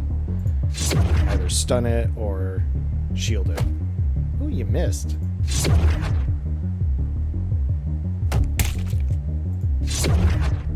Now. I refuse to take any damage. Or as little damage as I need to. Oh, you know, if we get lucky. 3 shots. Nice. Put him down. The man looks at you angrily. Damn you. Fine. Maria will deal with you later, thief. The man instantly disappears as though he was never there, but the bruises on your body say otherwise. Ha! He never touched us. Damn, this is really bad. I can imagine. Disobeying the writer's police is one thing, but fighting the police? Attacking a police officer plus stealing from a book that is still under license. It's not 30 years, of course, but you could definitely get 5 to 7. So not even close to what you were accused of? What in the world did you do, Etienne? ... Hold on. You also said you hadn't finished the book when they arrested you, which means something happened here in the mansion. ... And it has something to do with the mansion's master and someone named Amanda. Indeed. How about we get down to business before that policeman gets here with backup?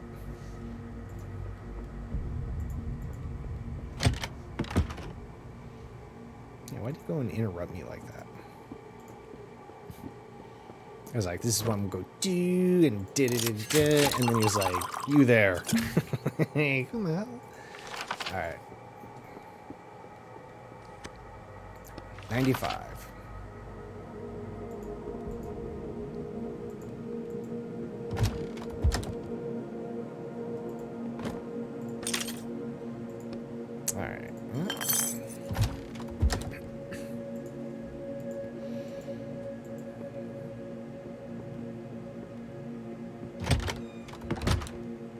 let's see. Where was it?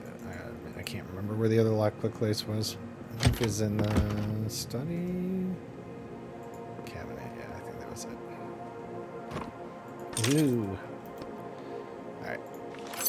Hey, more ink stuff is helpful.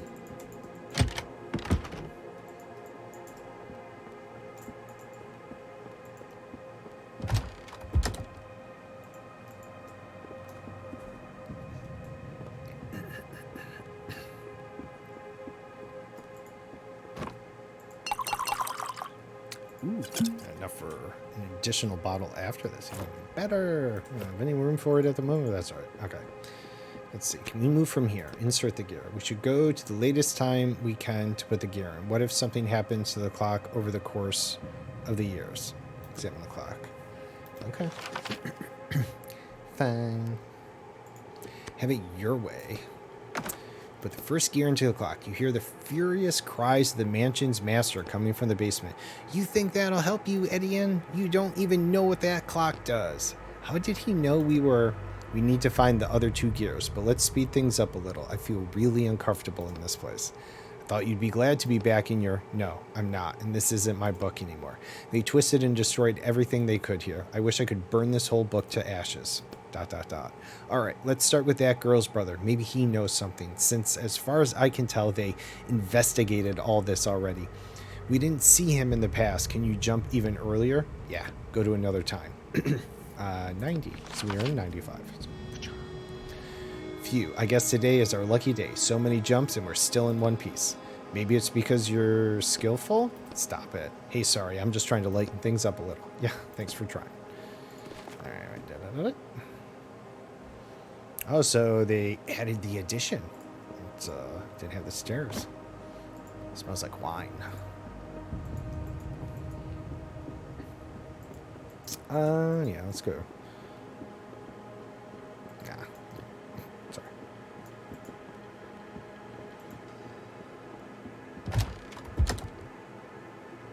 Mm-hmm. Yep. Well, if it's not a secret passage, I knew something was behind it. Awesome. One of the master's letters. It's charred and it's addressed to his lover, Amanda. Okay. Plank. Etienne was here. What's this? There isn't supposed to be a passageway here. I guess the master is building a secret room.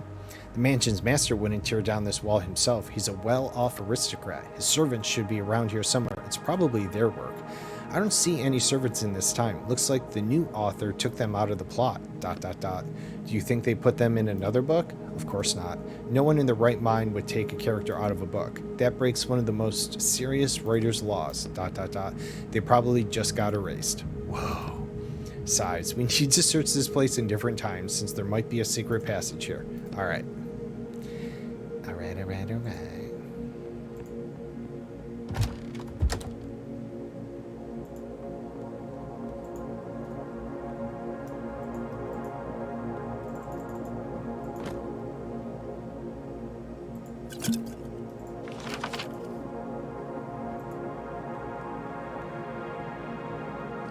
Yep, still not allowed.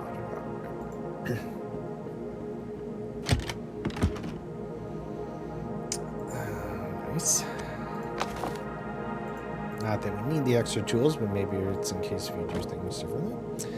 Barrel, the lid tied firmly shut with rope, attracts your attention. Cut the rope. You easily cut through the rope. More food. Oh, the window is not broken. Whoops, okay. Hole. Yep. Can you jump it? You look down through the hole at a dried up thorn bush. How about we look for something to put over the hole? Plank. Wow, we took like one piece of wood and we're like, bam! That's impressive. It must be locked. Yeah, okay.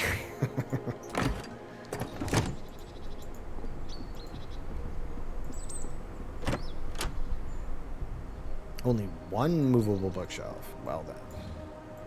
Clearly needs improvement. After we broke in, they're like, someone broke in. A plain writing desk stands against the wall. There's no way it's not important since it was behind bars.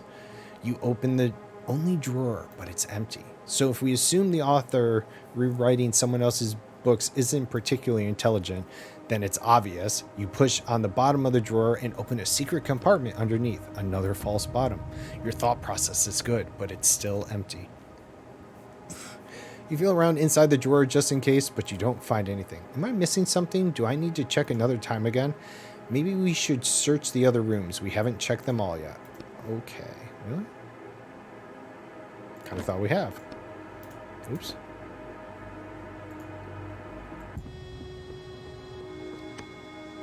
There's a key sticking out of the door. Oh, think we should take that? It might come in handy in another time. Yes. Okay. Cool.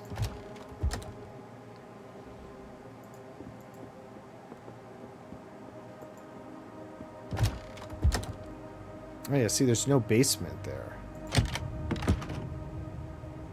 And that's where we got the basement. Got the balcony instead. And, oh, we've searched all the rooms. Here, and this time. Go to another time. Let's go to 95. We'll just go up the time periods. Alright, so... measure which time period of the... find the kitchen secret passage. Nope. Fuck.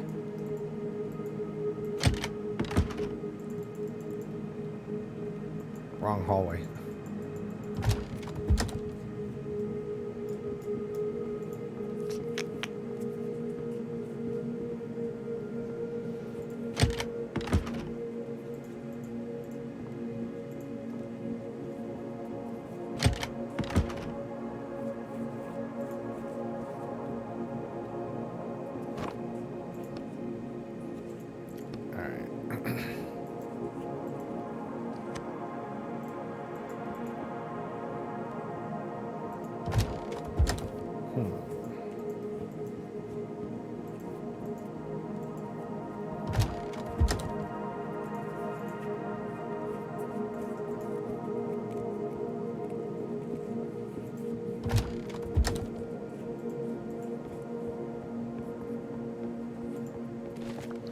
This painting caught my eye. Excuse me. Yeah, sorry. This painting caught my eye right away.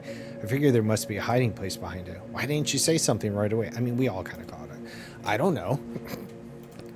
Well, we definitely know what's behind the painting. Now, how do I open it? Examine the painting. You look behind the painting and see that it's mounted on vertical runners set into the wall. I think it slides upwards. Lift the painting. You push gently and the picture slides upwards. Secret door. Oh, hello. A teenage boy is standing in the middle of the room, covering his face with his hands in fright. Hey, let's talk. Don't kill me. We're not associated with your kidnapper. Are you Jonathan? Yes. The kid lowers his hand and tries to get a glimpse of you in the light. Well, we kind of are, but not in the way you think. Damn, that's a cool mask. I told everyone we should wear masks for this job too, but they just laughed at me. Your sister asked me to find you. Sister? I don't have a sister. Well, that's what she told us. Hold on. Was she a short girl, Samantha? She's still here? No, we helped her get out. It was her idea to rob this mansion. She promised us there was a ton of loot inside, but all we found was rotting walls and that psycho. How many of you were there? 6, but 3 ran away right at the beginning, and we saw him kill 1. Oh, jeez.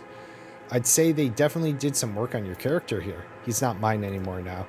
You can still fix him, right? ... I'm afraid not. So you're thieves? Not really. We're more like, well, yeah, we're thieves. Okay, I'm something of a thief too.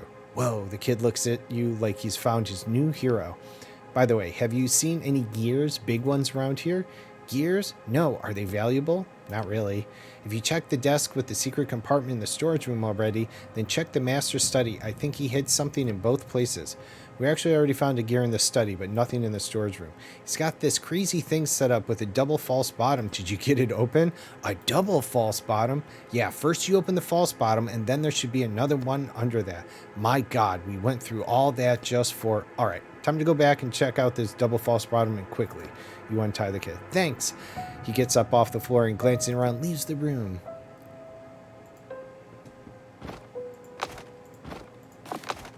Rope may be important.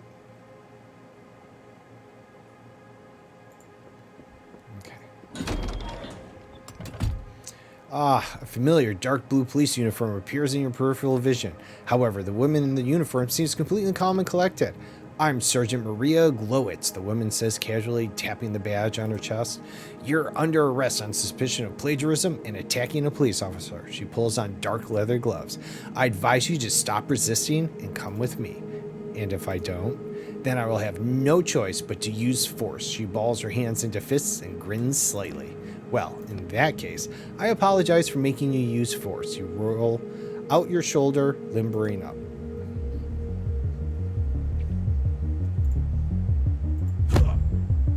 Now it still makes a person sound. See how much ink they drain. Okay, sorry. You drain ink on me again? I drain ink back on you. I can do this all day, yeah? I was gonna be like, how unoriginal are we doing it again? Shield. Shield. I am so original. Use all your ink. Break your knuckles against my shield.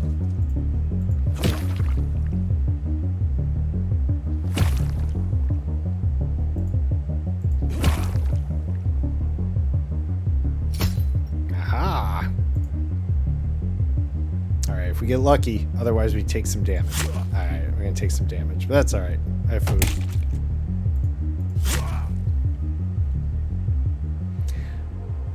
Mariah is breathing heavily. She's leaning to the side, but manages to somehow keep her balance. This isn't over, thief. The whole police force will come looking for you. Before you can blink, Maria Glowitz disappears from the book. Are you all right? I've been better. You straighten the crumpled papers on your face. Yeah. I mean, we have so much food. All right, so that's the secret door. Oops. Wake up, tablet. Come on. Come back to me. Okay. Double false bottom.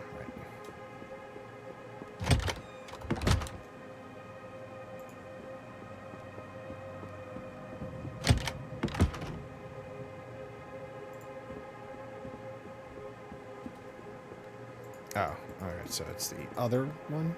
Or in another time? I'm not sure now. One of these has a double false bottom.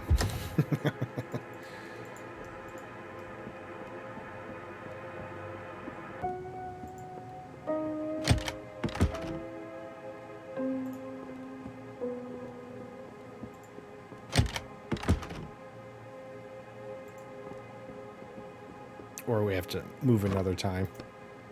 Search the desk. Quickly find what used to be a hiding place. It's empty. Oh.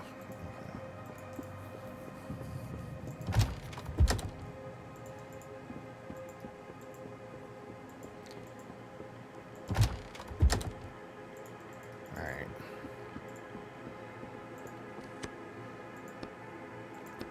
I guess we'll check the past. They didn't have the second floor one. They had this one. Otherwise, it's all the way to the present, future, 2000, whatever. Most recent time. Examine the desk more closely. Everyone said it was fossil. I was more clever than I thought. I mean, to come up with a double false bottom really takes a higher level of thinking. You open the second false bottom of the drawer and take another gear out of the compartment. One less gear to find. Time to go back to the clock? I guess so. Hopefully, you don't run into the entire police department.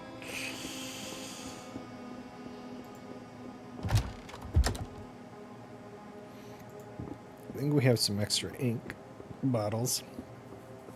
Pardon me. But not enough. Oh no, we don't have a bottle anyway. Sorry.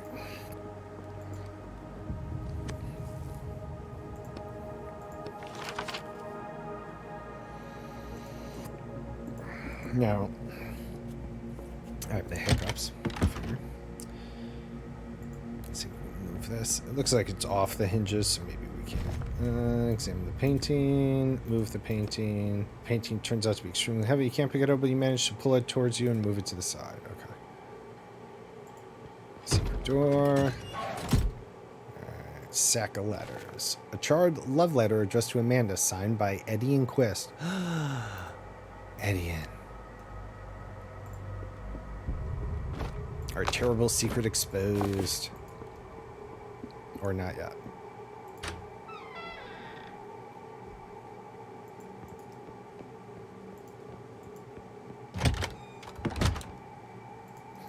Now it's just like every time I open the door, I'm like, cops? Cops?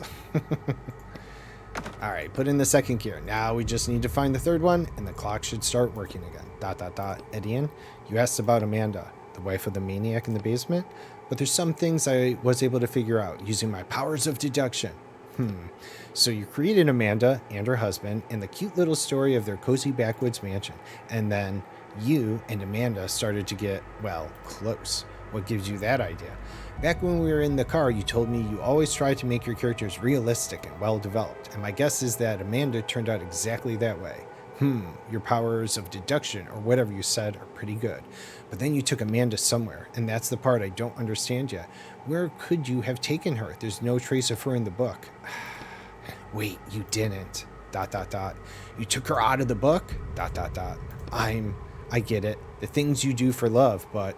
Edian, you do realize you're not just messing with writer's law, but with more serious laws, human laws. I'm paying the price for that now. You raise your shackled wrists, ... In any case, we both knew what we were up against and what would happen to us. So that's why they arrested you, 30 years for what you did, broke one of the most serious writer's laws, extracted a character who then turned into a real living human, ... Where's Amanda now? Do you live with her? Sigh. In the end, we broke up.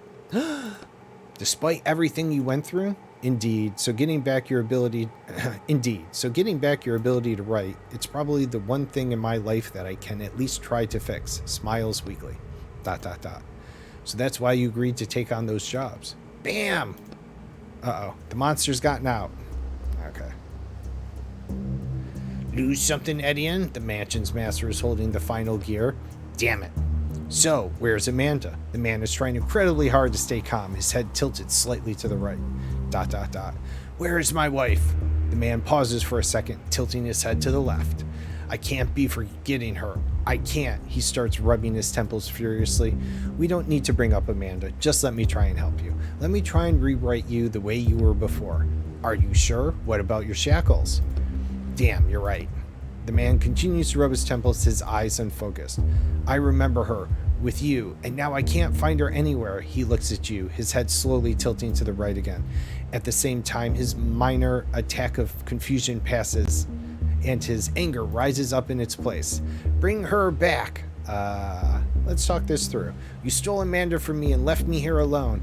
Then someone else came. He did something to me. I didn't want to kill anyone. This is a different part. His head tilts to the left again. You notice his clothes are stained with fresh blood. Wait, why do you have... That girl, did he get to her? Gritting his teeth, clenching his teeth. Damn thugs, I'll never forgive them what they did to you. You're supposed to be... Bang! The blow hits you in the chest. Oof!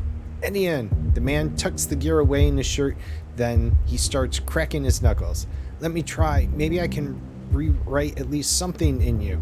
Oh, don't worry. Now he loosens his shoulders. I don't need help. I certainly enjoy my newfound powers. He clenches his fists tightly. Defend yourself. Oh, it's all like magicked up there.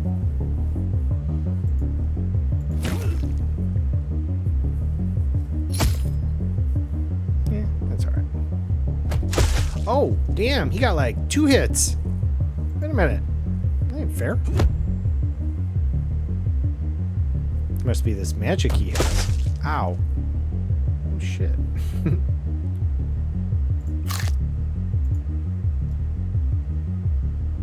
Oh, I can only do 1 eating. Uh-oh. We might die here.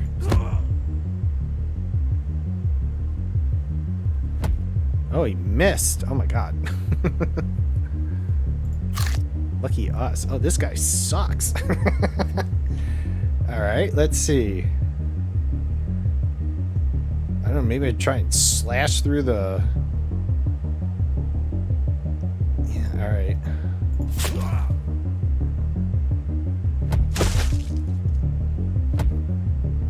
I think I need this there.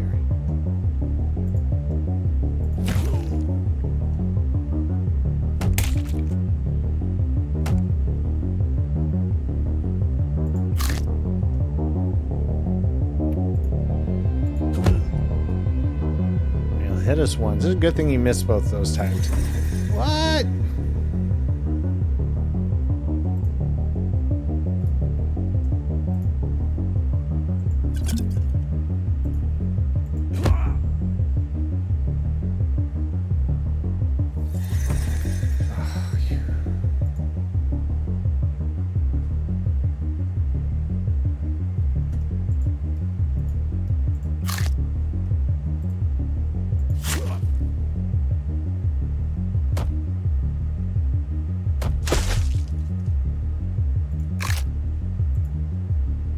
Oof, all right.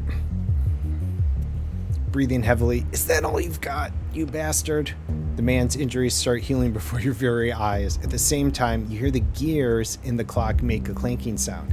It's as though they're trying to start working but can't because the last gear is missing. What the? Remember what I said about the inscription on the clock and how it's connected to its master?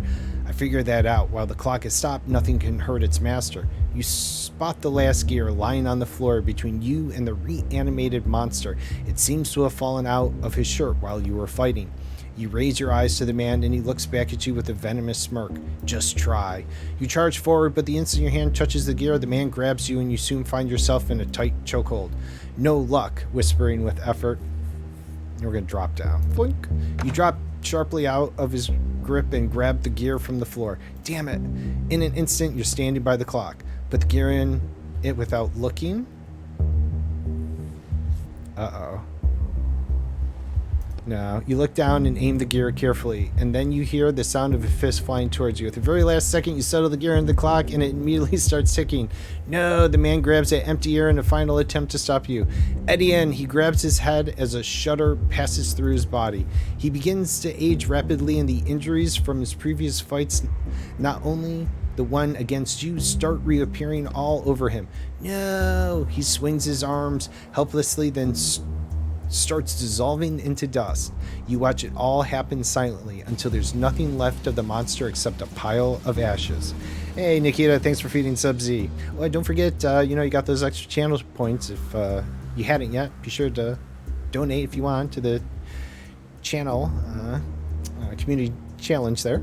And if you did earlier and I missed it, I appreciate it. All right, let's see. My God. It's just in the same point where the channel points are. You just go click on it and it's at the top there. My God. ... But now what? ... Nothing. You walk up to the character's ashes. Well, there you go. What do we know? That was it. It's what we needed. And so we reached our community challenge. Good job, everyone. Congratulations and thank you very much. We will, I'll, over the next day or two, talk about it a little more, figure out some Saturday coming up. I need a little time. I do have most of the stuff, but I just hadn't broken everything open and taken a look at it. I'll just need a little time to get stuff around, but hey, nice.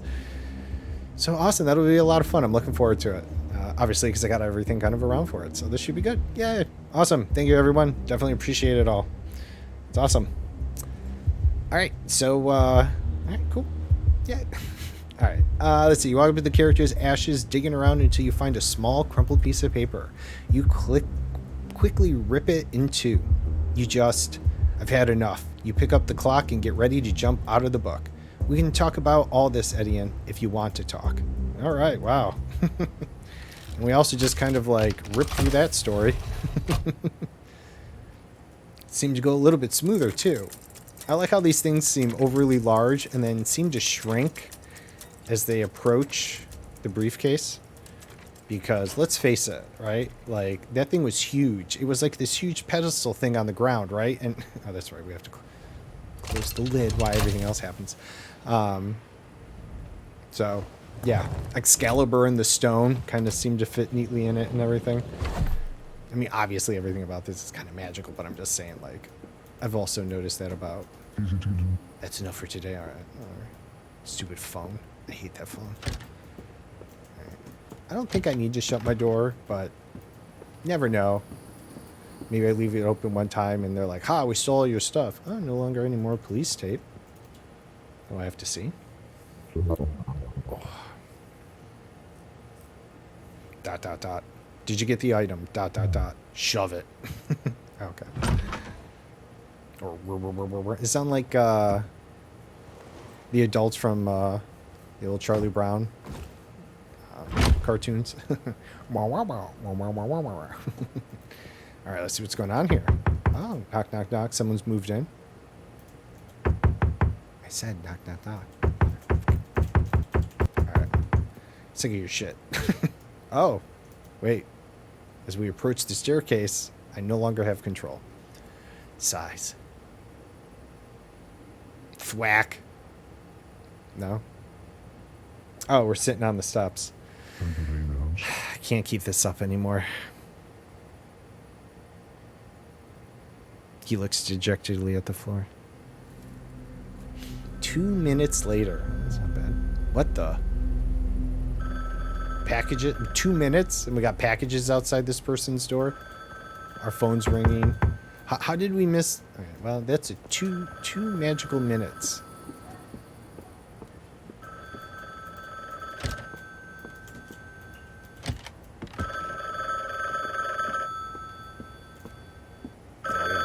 Yet. Hello? There's an urgent job. I'm not. No, you're taking it. I think I've had enough. I don't want to do this anymore. Silence. Edian, it's your last job. You knew what that book was, and you specifically sent me to steal from it. Silence. I'm just the middleman, Edian. I don't pick the jobs. I don't care. You can take your job and go to hell. Calm down and listen to me. Finishing these jobs is your only chance at getting your abilities back. I know. I know you. I know you know this. God damn it. You can't work off this sentence. 30 years is just an impossible amount. ... Your publisher betrayed you. Your lover left you. It's time to take back what you're owed. How do you... Edian, you're only a single step away from freedom. ... Fine. Excellent, excellent. The order is at your door. Hangs up. ...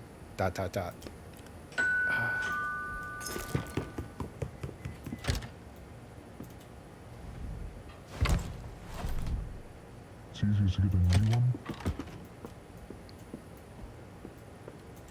Well, so we don't get any rest. We're like jumping right back in, apparently, which is unfortunate.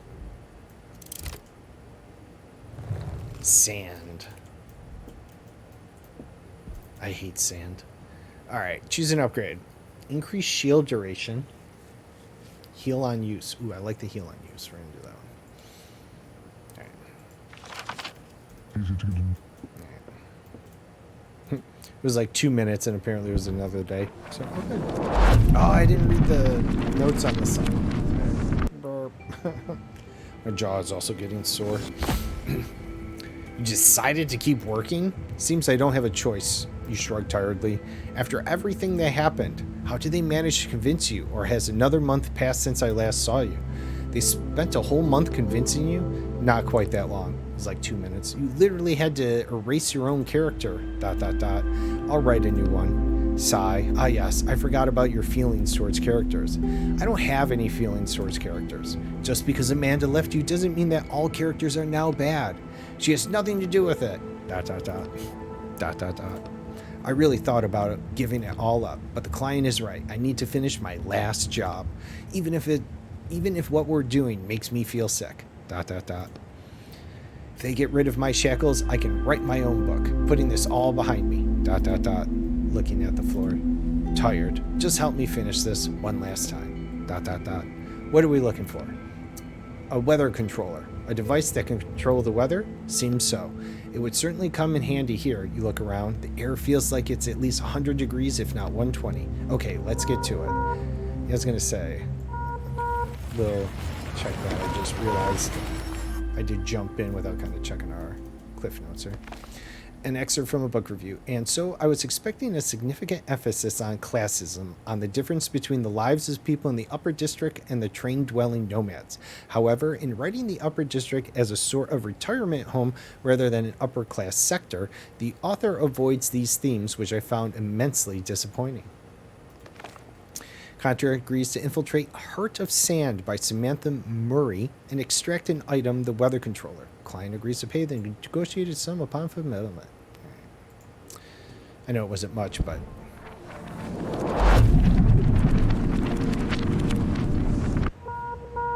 Meow, meow.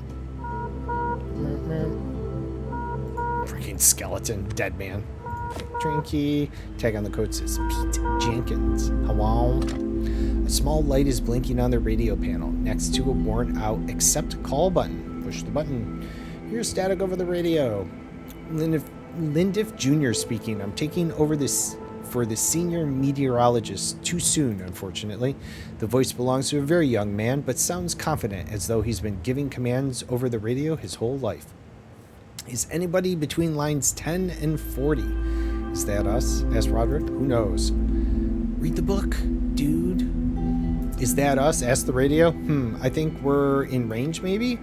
You're breaking up. What's your number?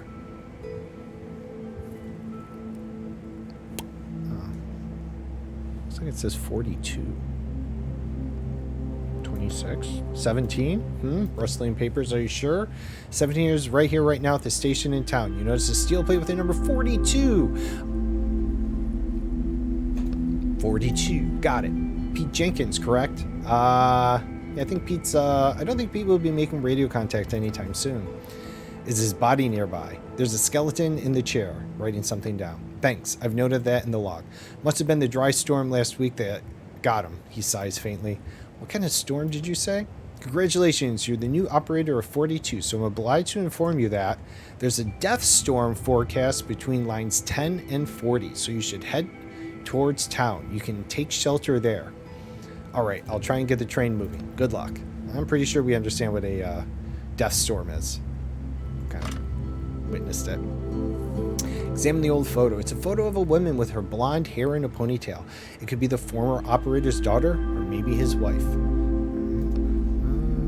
I got a feeling like we're not going to be able to start the train, but we'll try. List of names. There's a long list of names scratched in the wall, and each one is in different handwriting. A sharp nail hangs on a chain nearby. Looks like this is a list of the train's previous operators. There's dozens here. Is this some kind of cursed train? We're probably just in a dangerous place. Look at the end of the list. The last one is Ronald Miles. What about our dearly departed Pete Jenkins? He probably didn't even have time to add his name. Add the dead train operator's name. The poor guy deserves this at least. Well, probably. We didn't know him after all. You take the nail from the chain and scratch Pete Jenkins' names into the wall. Not bad. What about yours? You're the operator now. Do you want people to forget about you too? Yeah, let's add it. You scratch your name into the wall at the end of the list, then put the nail back. Nice job. Couldn't put half that effort into the other names, though. Had to make your own name the best? Yeah. You wipe a few metal shavings off the inscription. That's my fucking name, bitch. Alright, let's try and start the train. I don't think it's gonna start. It won't start. Why not? Go back to the control panel. Check the gauges. You see a bunch of gauges, most of which aren't moving. Fuel gauge.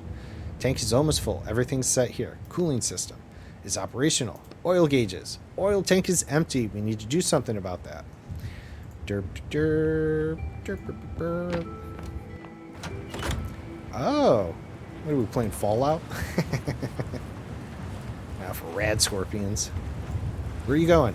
Let's figure out what's going on with the train first. I am attempting to do this. How else do we figure out what's wrong with the train if we just don't tank stuff? All right, oil tank. Oh no! What do you see? There's an oil bug inside. It ate everything. Something skitters out around inside the tank. Ew, can we skip the bugs? Is there no way we can get to town without the train? What are you afraid of bugs? Hey, get out of the tank or knock harder on the tank. Knock harder on the tank. Dink, dink, dink. Suddenly an oil-eating bug jumps out of the tank.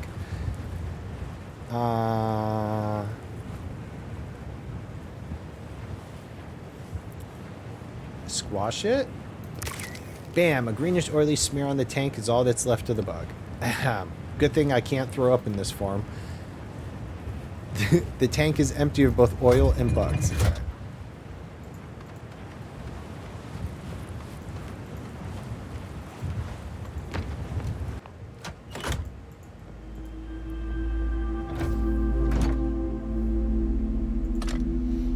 Crate requires a crowbar. Walk away. Walk away. Alright, we certainly don't have enough there. It's unfortunate. Alright. I mean, there is really not a lot here.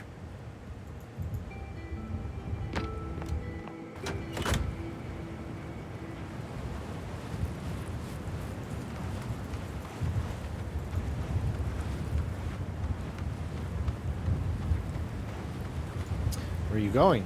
Let's figure out what's wrong with the train. I know, we did. It has no oil.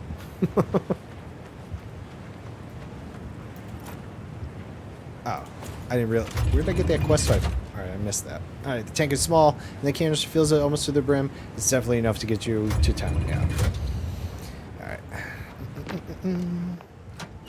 Although I usually go till 2, which is about another hour and 20 minutes. I think at 1 o'clock, when I take my break here in about 20 minutes, I might wrap up. I'm a little hungry. My jaw is definitely getting sore.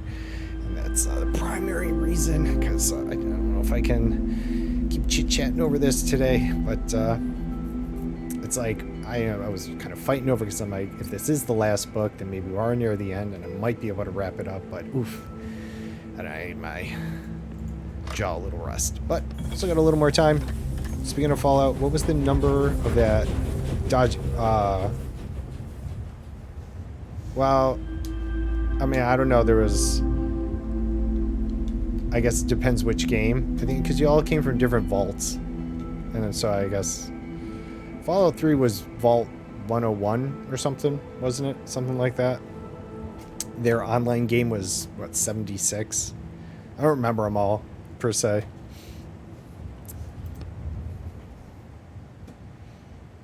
Oh, sorry. Oh, yeah. All right. Hey, we're going. Nice.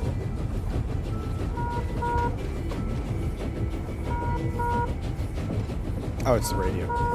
I thought it was the train. The Death Storm is approaching. Hurry. Anyone out past 10 miles. Train 42. What's the problem? You're barely moving. He's right. We got the train started, but it's barely moving. We'll figure it out. I got a blinking light here. You're looking at the fuel panel. All indicators seem normal, except one. Cylinder 3 pressure. Open the top of the panel. There's a greasy note on the other side. Read the note. Reading. Whoever gets this train next, I hope it's not you, Pete, you moron. ... Reading. The pressure in cylinder 3 has some stability issues. Sorry about that. Actually, no, I'm not going to apologize. By the time you're reading this, I won't care anymore. Deal with it yourself. Just kidding. Try hitting the panel. That usually works for me. Good luck with the train. Measured force. Something inside clangs. Something cracks. The train starts slowly picking up speed. Well, that wasn't so hard.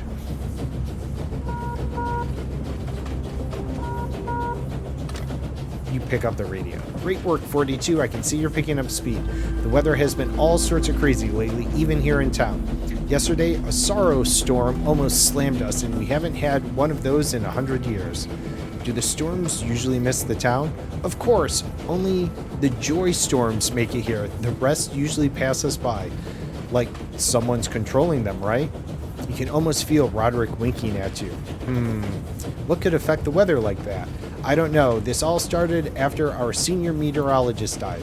Come on, ask him about the weather controller already. It's obviously in town. Hey, have you ever heard of a weather controller? A what?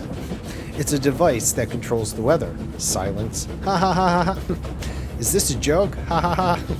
I don't think he knows anything. Yeah, I guess the senior meteorologist had the controller, and everything started getting messy after he died. We should ask around about him in town.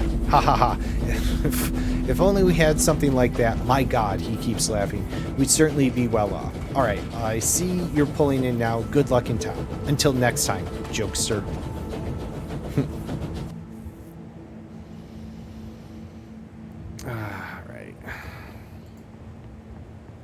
Alright, we don't have our lockpick yet. I don't know. Did we get... I think we found anything else, right? Okay. It will all be found in town.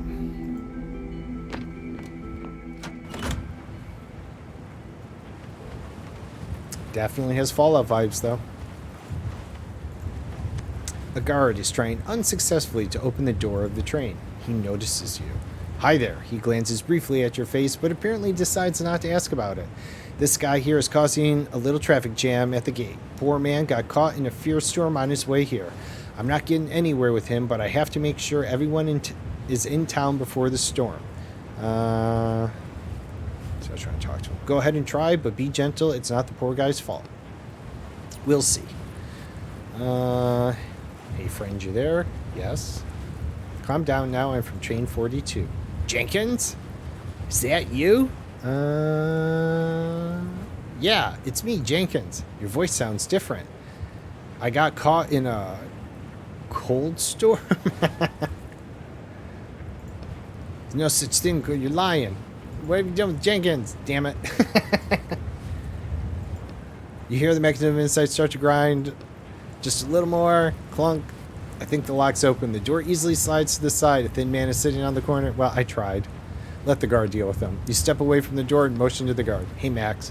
How you doing? Come with me. Easy now. After a few minutes, he leads the man out of the locomotive and they disappear behind the town gate. Good thing that guy didn't see your face.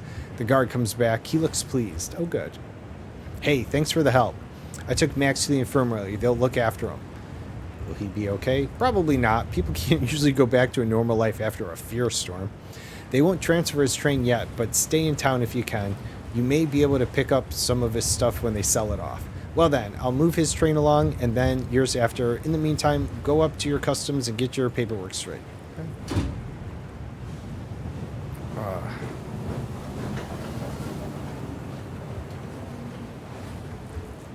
Nice one train. Get up quickly. All right. Oh, I see. I'm sure where it wanted us to go. Door to customs. But I see it now. Maps. These look like different maps of the area. Oh, fascinating.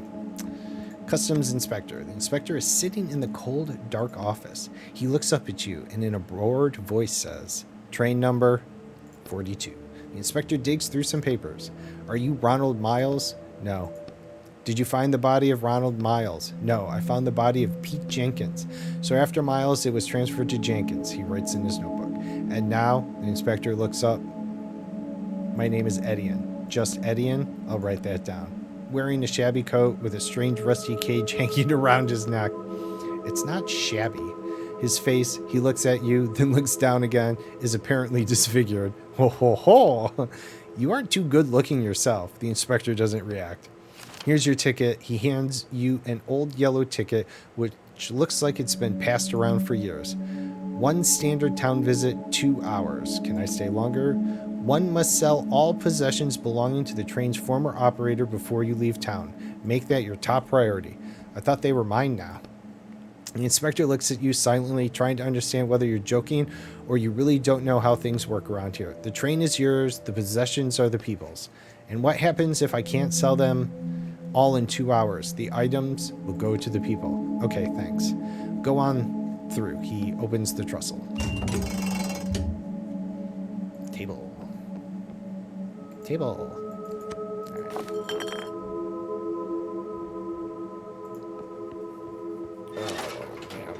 All right.